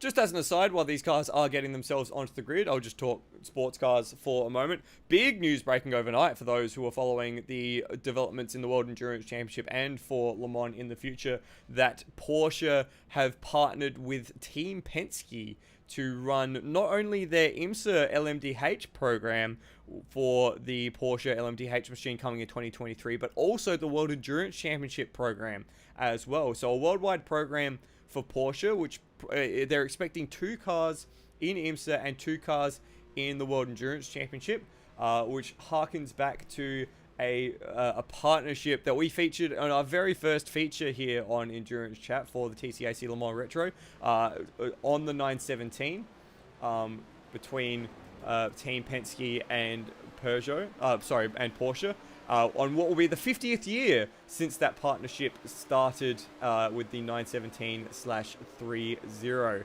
So big news. That's a really, really great commitment from both Porsche and Penske, and I'm very excited to see what comes of it, because that's it really goes to show how serious Porsche are taking this, and especially considering it's going to be the 100th anniversary of the Le Mans 24-hour in 2023. But we're here at this version of Le Mans for tonight's second action, and it is Cracker leading us away from pole position after a great race 1. He has Termo on the front row with him, winning Class B. Termo is embroiled in battle with Lachlan Burke. He will start 3rd. Luke Joyner completed the podium in Class B, starting from 4th overall. Steve Bolger ran out of tyres and elected to take a pit stop. That's why he's so far down the order in 5th. He'll be looking for a better second race tonight. And then it is Will Devenish fighting his way back up to 6th place, but only good enough for 4th place in Class B. Glenn Miles is the 3rd runner for Class A machinery. He starts in 7th, ahead of Brian Walsh in 8th place in the Wildcat GT4T. Cam Rutledge will start from Class C pole after Lewis Wedding has changed machinery, and he has his Matra teammate on sharing row 5 with him in the form of Rhodey.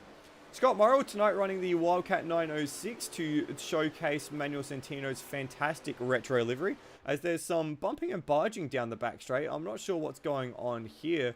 Maybe another... Oh, this is larrikin stuff down the back straight here. In any case, Matt Cecil will start from 12th, and Peter Brock Lewis Wedding has moved into the Ferrari 512M for the race, the second race this evening. I hope they've all got their stuff sorted out, because I'd like to get racing, because it is getting late here and I have work tomorrow. But that's okay. I'm here to commentate on some hopefully good racing. If they're getting their stuff together, they're coming around to hopefully form up the grid for race 2 this evening.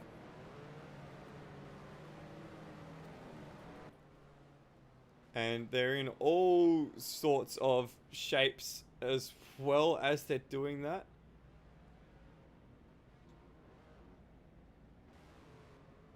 A bit of a mess. A bit of a mess is an understatement. A lot of a mess, as they are sorting themselves out. That's okay. It looks like they've finally gotten it together. As the lights come on. 1, 2, 3, 4 red lights. And we're away.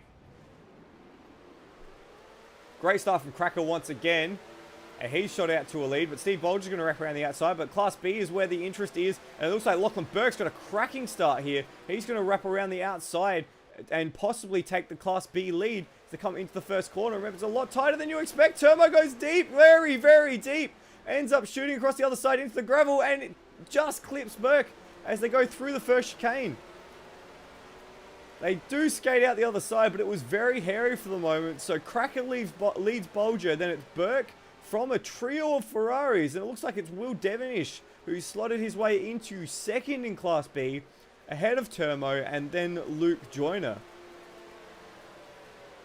That was a very hairy moment at the head of the field for Turmo, coming back across the track, and Burke's gone wide in the middle corner, and he's been tagged by Will Devonish. A bit of a side-to-side contact there, but it was good enough, lucky enough of the pair of them that they managed to sneak through, but it will be Lachlan Burke down into fourth, and Will Devonish taking the Class B lead, but Burke's not happy with that, and he dives down the inside. You can see Turmo doing the same on his teammate just in the background, and so it's Burke who now takes Class B lead ahead of the trio of Ferraris coming down the back straight.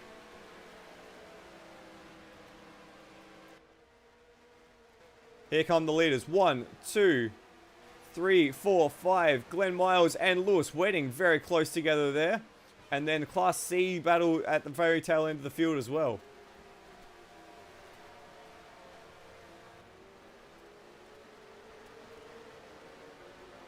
Smoothly done through there for both Burke and Devonish. Just trying to get their bearings as they come through to the last corner. Looks like Joyner and Turmo going side by side. Turmo wrapping around the outside to take that position. And Lewis Wedding hasn't been able to clear Glenn Miles all that effectively down the tail end of the field. Now he has, as he comes across the main straight. And unsurprisingly, Turmo picked up a track cut that lap around. But everyone else has managed to sneak through without too much of a problem.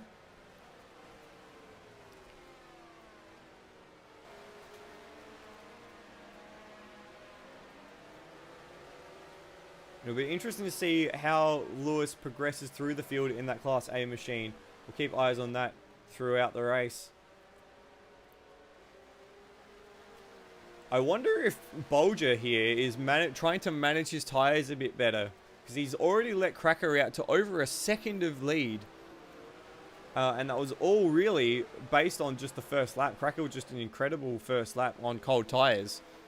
So I wonder if Bolger's just trying to manage that left side of the tyre. Just trying to be a little more gentle on the brake applications and on the load through the slower corners, through the longer corners. At the moment, he's almost falling into the clutches of the Class B cars. Oops. So it's Cracker, Bolger, Burke, Devonish, Turmo. There's Wedding, then Joyner.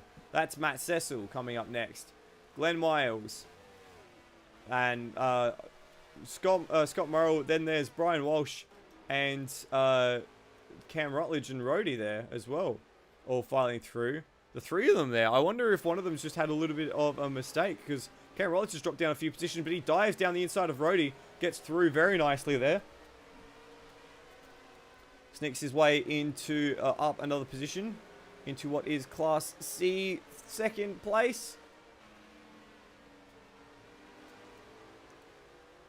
Oh, and we've got a yellow flag in the final corner. Trying to figure out who that's for. And it's Lewis Wedding. What's happened here? He's had a big moment if those tyre marks are anything to go by. Oh, he's hit the divot. Just a little bit of tyre mark. Oh, and Luke Joyner's gone over as well.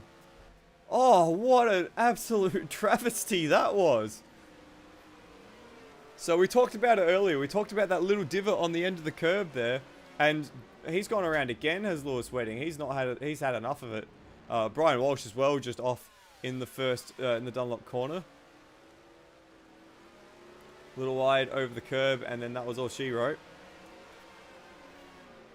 But yeah, Lewis just got a little wide over that final corner and just had to recorrect, a little bit of oversteer. That put him right over the divot off the end of the curb, and that sent him flying across the track, and he collected this man, Luke Joyner, and Joyner just had nowhere to go and actually flipped onto his roof on the main straight. Both able to keep going though, as is the miracle of sim racing, as Scott Morrell sidesteps both Joyner and Glenn Miles. And Lewis Wedding has thrown in the towel. He's actually become our first retirement for the evening. Quite a big gap now between Cecil and Turmo here in this battle, which is now featuring really Steve Bolger and Lachlan Burke. Burke has really latched onto the back of the 917K, or 917L rather, and is properly putting the pressure on to maybe even push into a second place overall.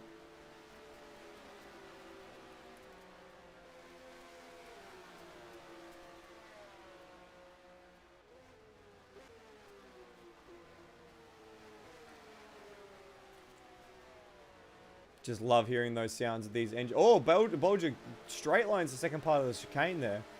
Just as I was waxing lyrical about how good these cars sound.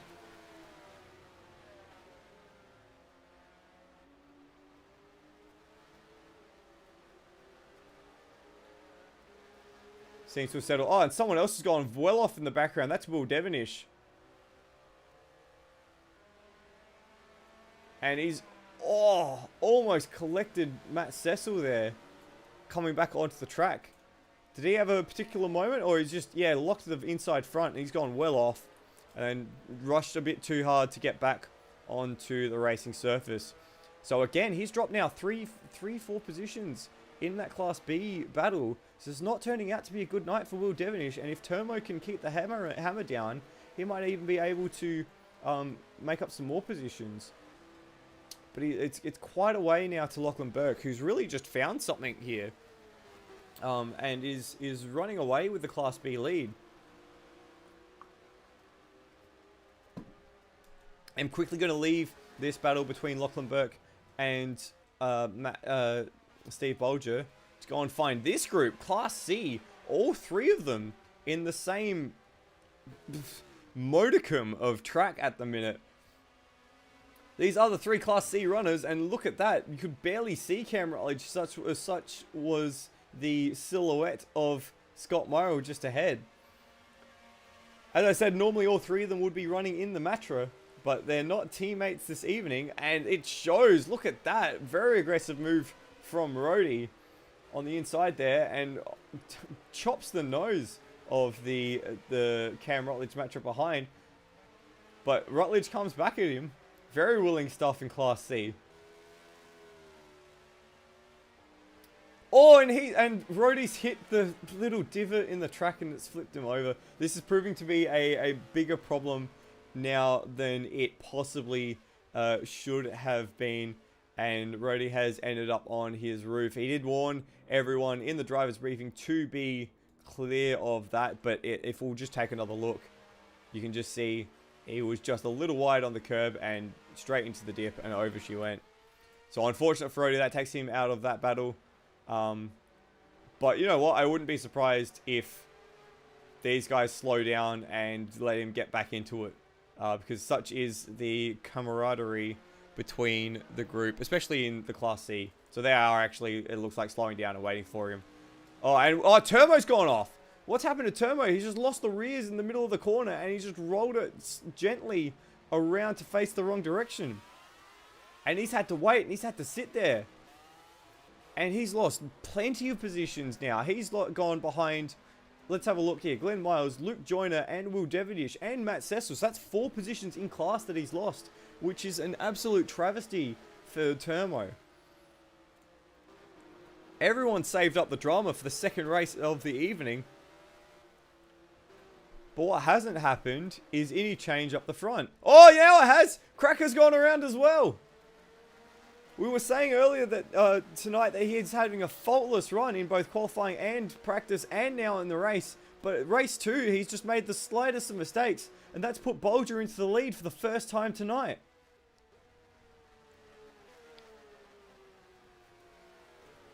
So the Martini liveried Porsche, the 1971 Le Mans 24-hour winner, takes the lead of the race.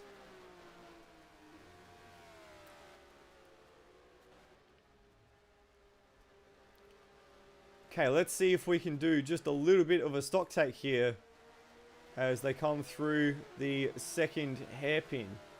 So there's your top 3. Bolger from Burke from Cracker. And then we've got quite a bit to wait before now it's Matt Cecil in 4th place ahead of Will Devonish.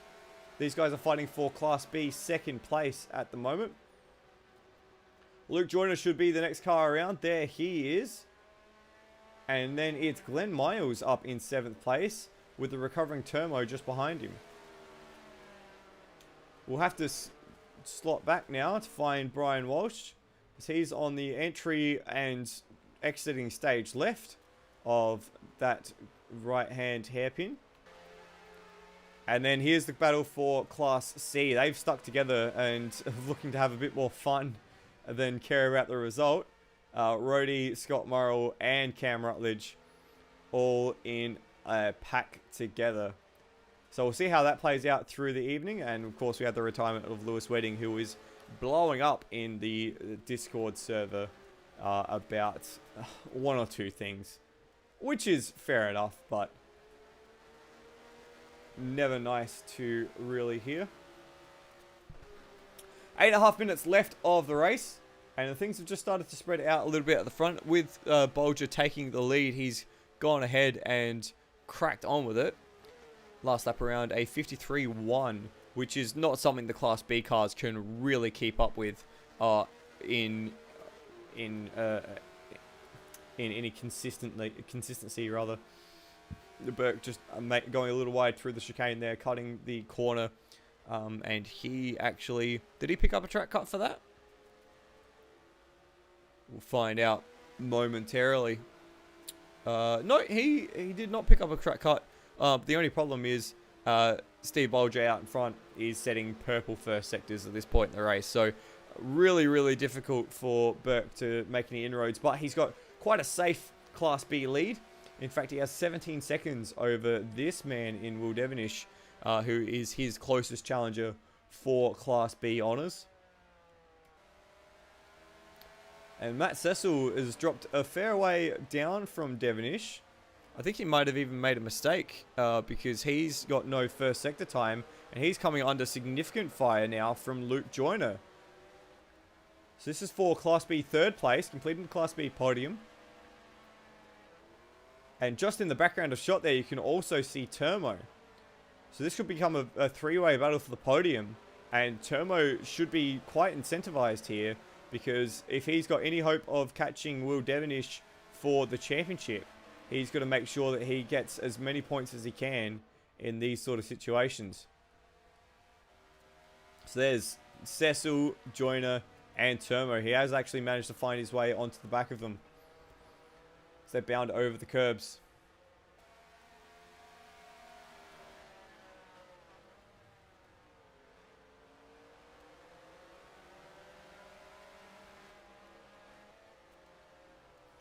Just a little bit of a lock-up on the entry to that right-hander, sorry, for Cecil. And now Joyner is all over the back of him as they come through the final complex of corners.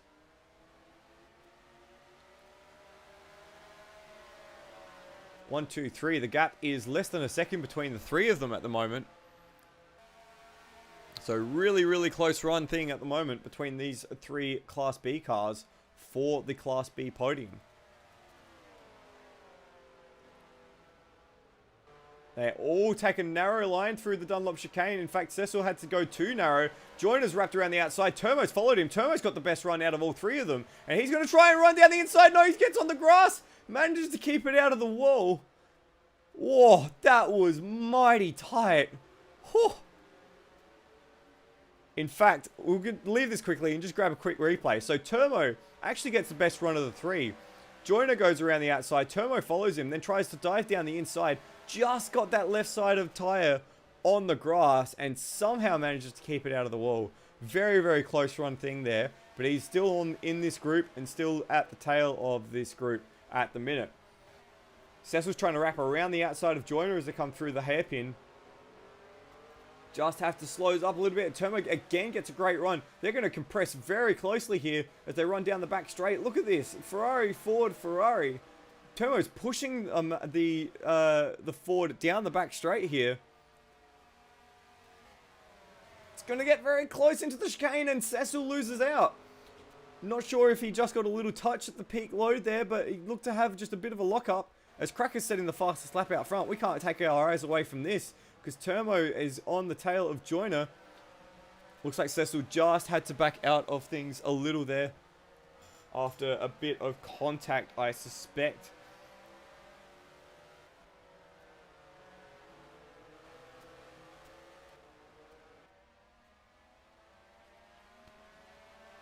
But they all live to battle on another day. And in fact, they're all catching Will Devonish. Devonish last lap around a very slow lap, a 2:01. Whereas these guys are all in the 156s, even with their battling.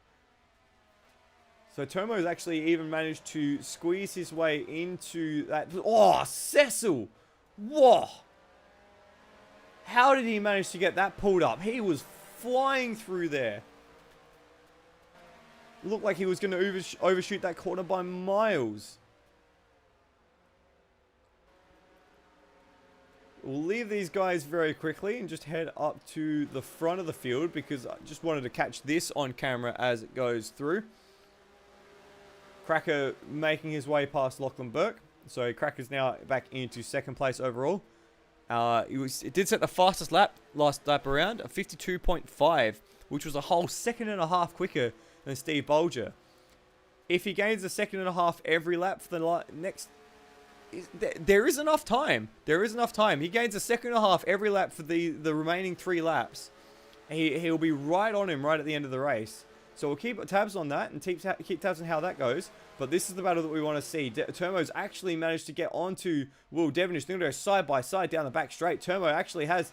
Oh, just the braking line. They're going to go side by side. Very, very close. Both bound over the curbs. Devonish prevails for the moment.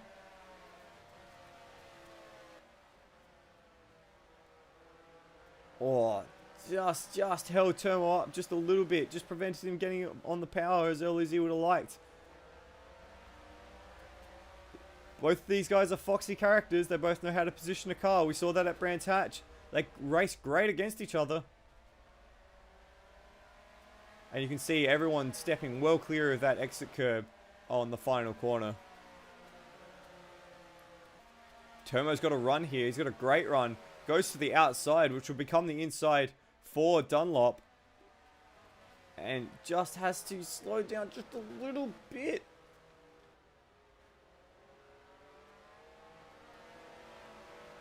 They're working each other very hard here. Really trying to extract the best performance out of each other and themselves at the moment. They're absolutely nose to tail. Less than half a second in it between these guys. And with a minute and 37 seconds, 36 seconds left. Oh, as Brian Walsh has been given a drive-through penalty, and I would suspect that's for track limits as he gets another one immediately after. Let's see. I'm suspecting he's just gone straight on through the chicane here. Yep. Straight on. And he's going to go straight on through the other side and pick up a second drive-through as well. Unlucky for Brian.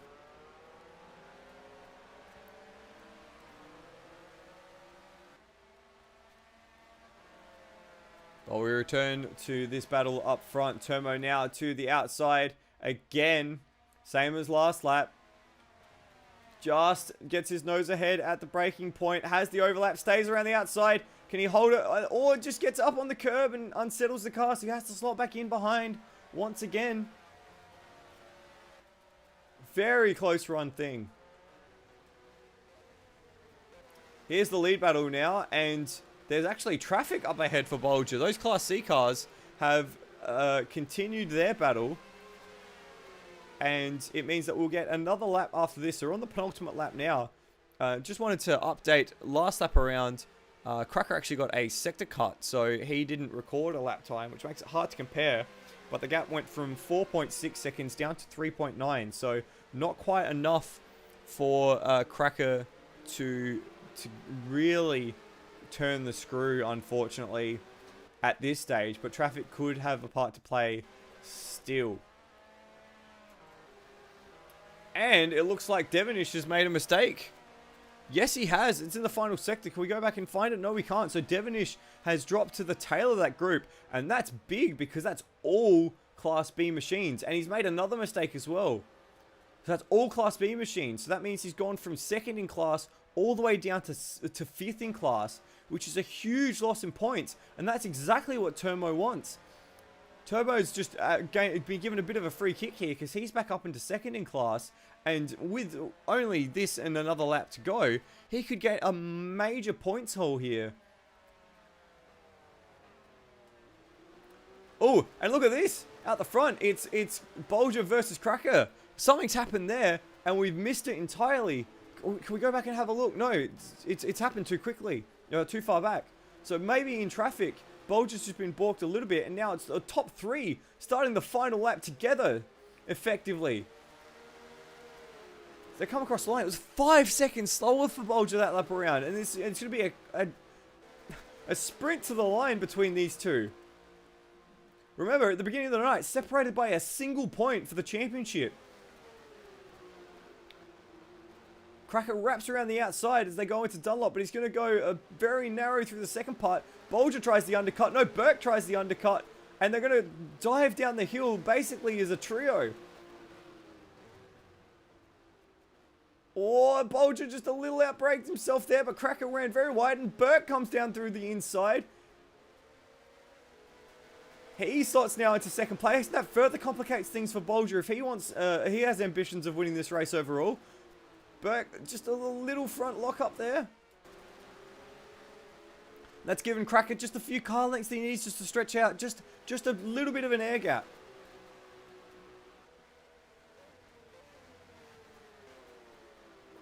Cracker doing very well there to just keep the car on the straight and narrow. Whereas Bolger trying to go around the outside of Burke has had to slow it up. But he's got a great run down the back straight here.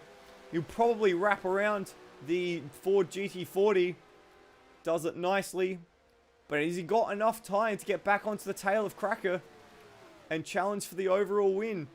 Big lock up from Bolger. He's gone wide, and that's going to scupper his chances of taking the win. And Cracker's gone through there cleanly. Burke's managed to jump back into second place.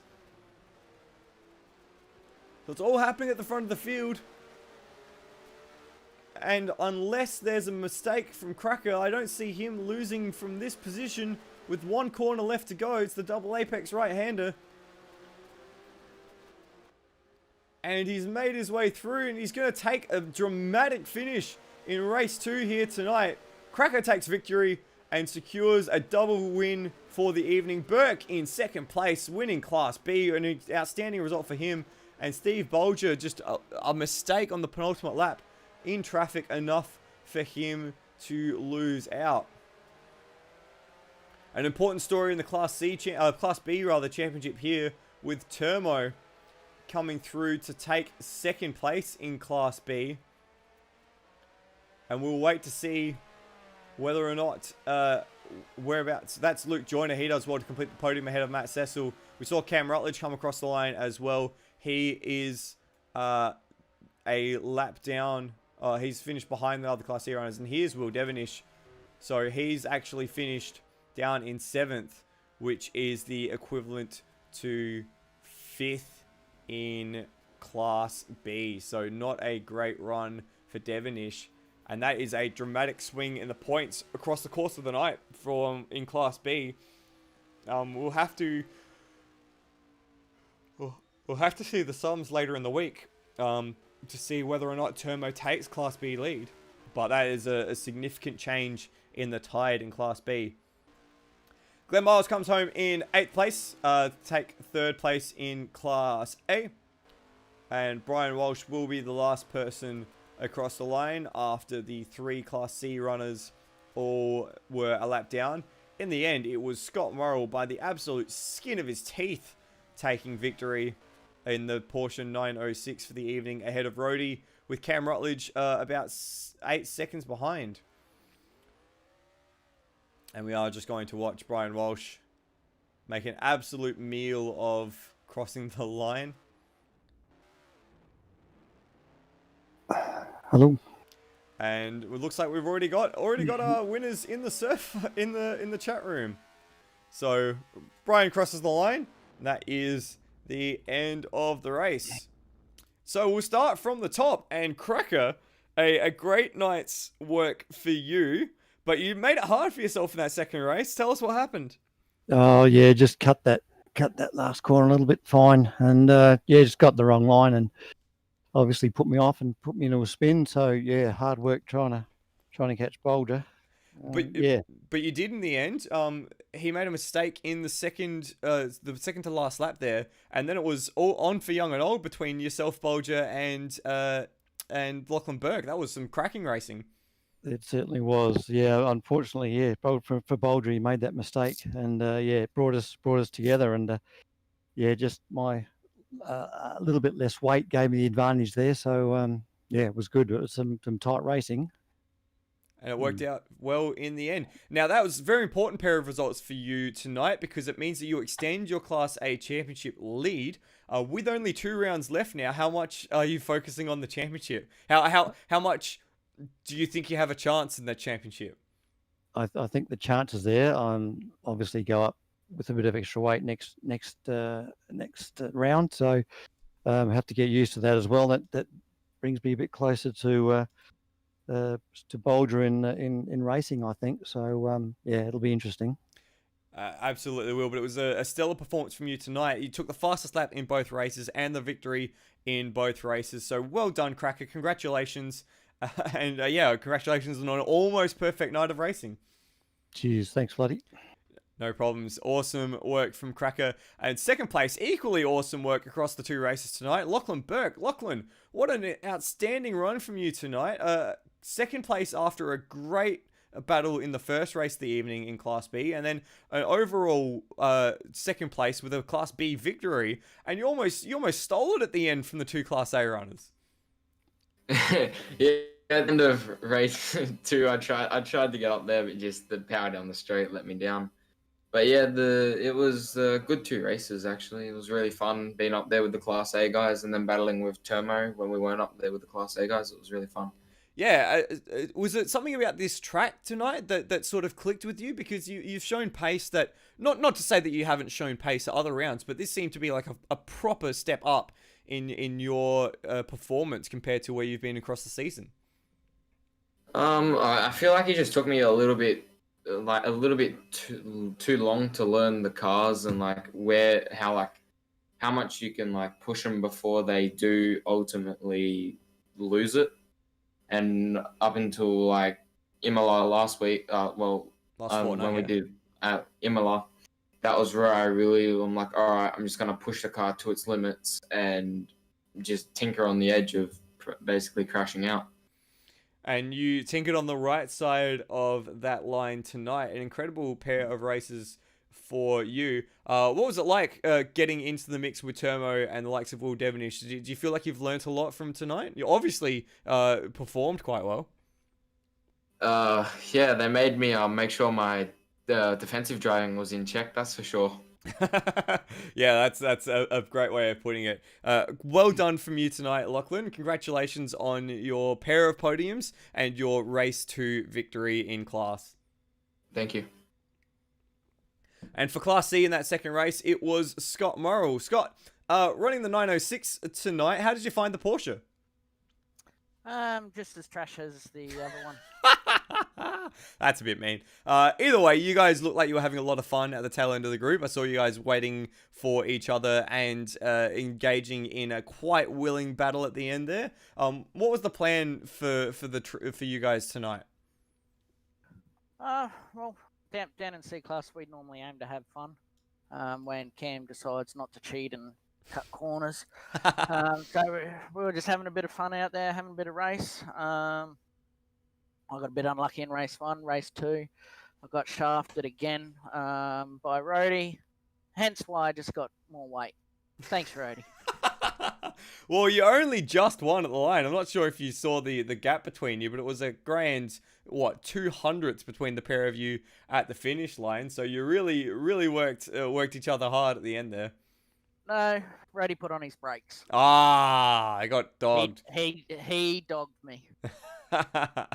Well, enjoy that weight for the next round.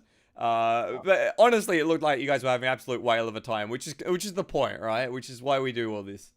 Yeah, no, we were just there having a blast, and it's really funny when we were racing hard, we were a lot cleaner than when we were racing for fun.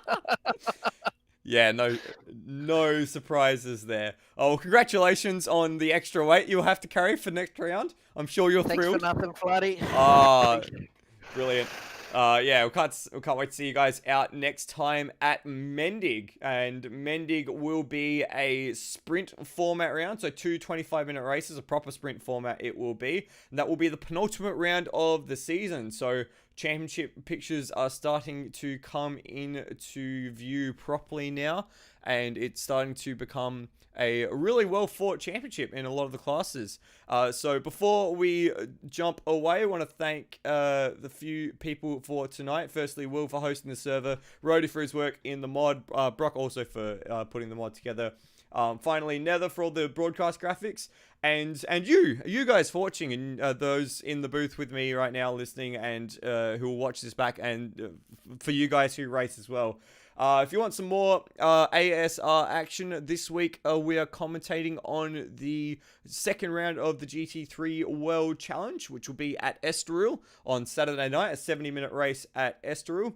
And I'm sure as well that there is some supercars action on this week. If not this week, then next week as well. So keep your eyes peeled on Outworld Broadcasting for those.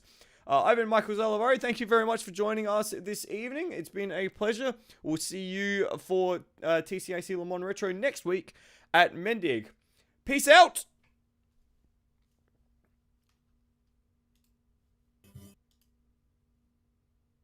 Yeah,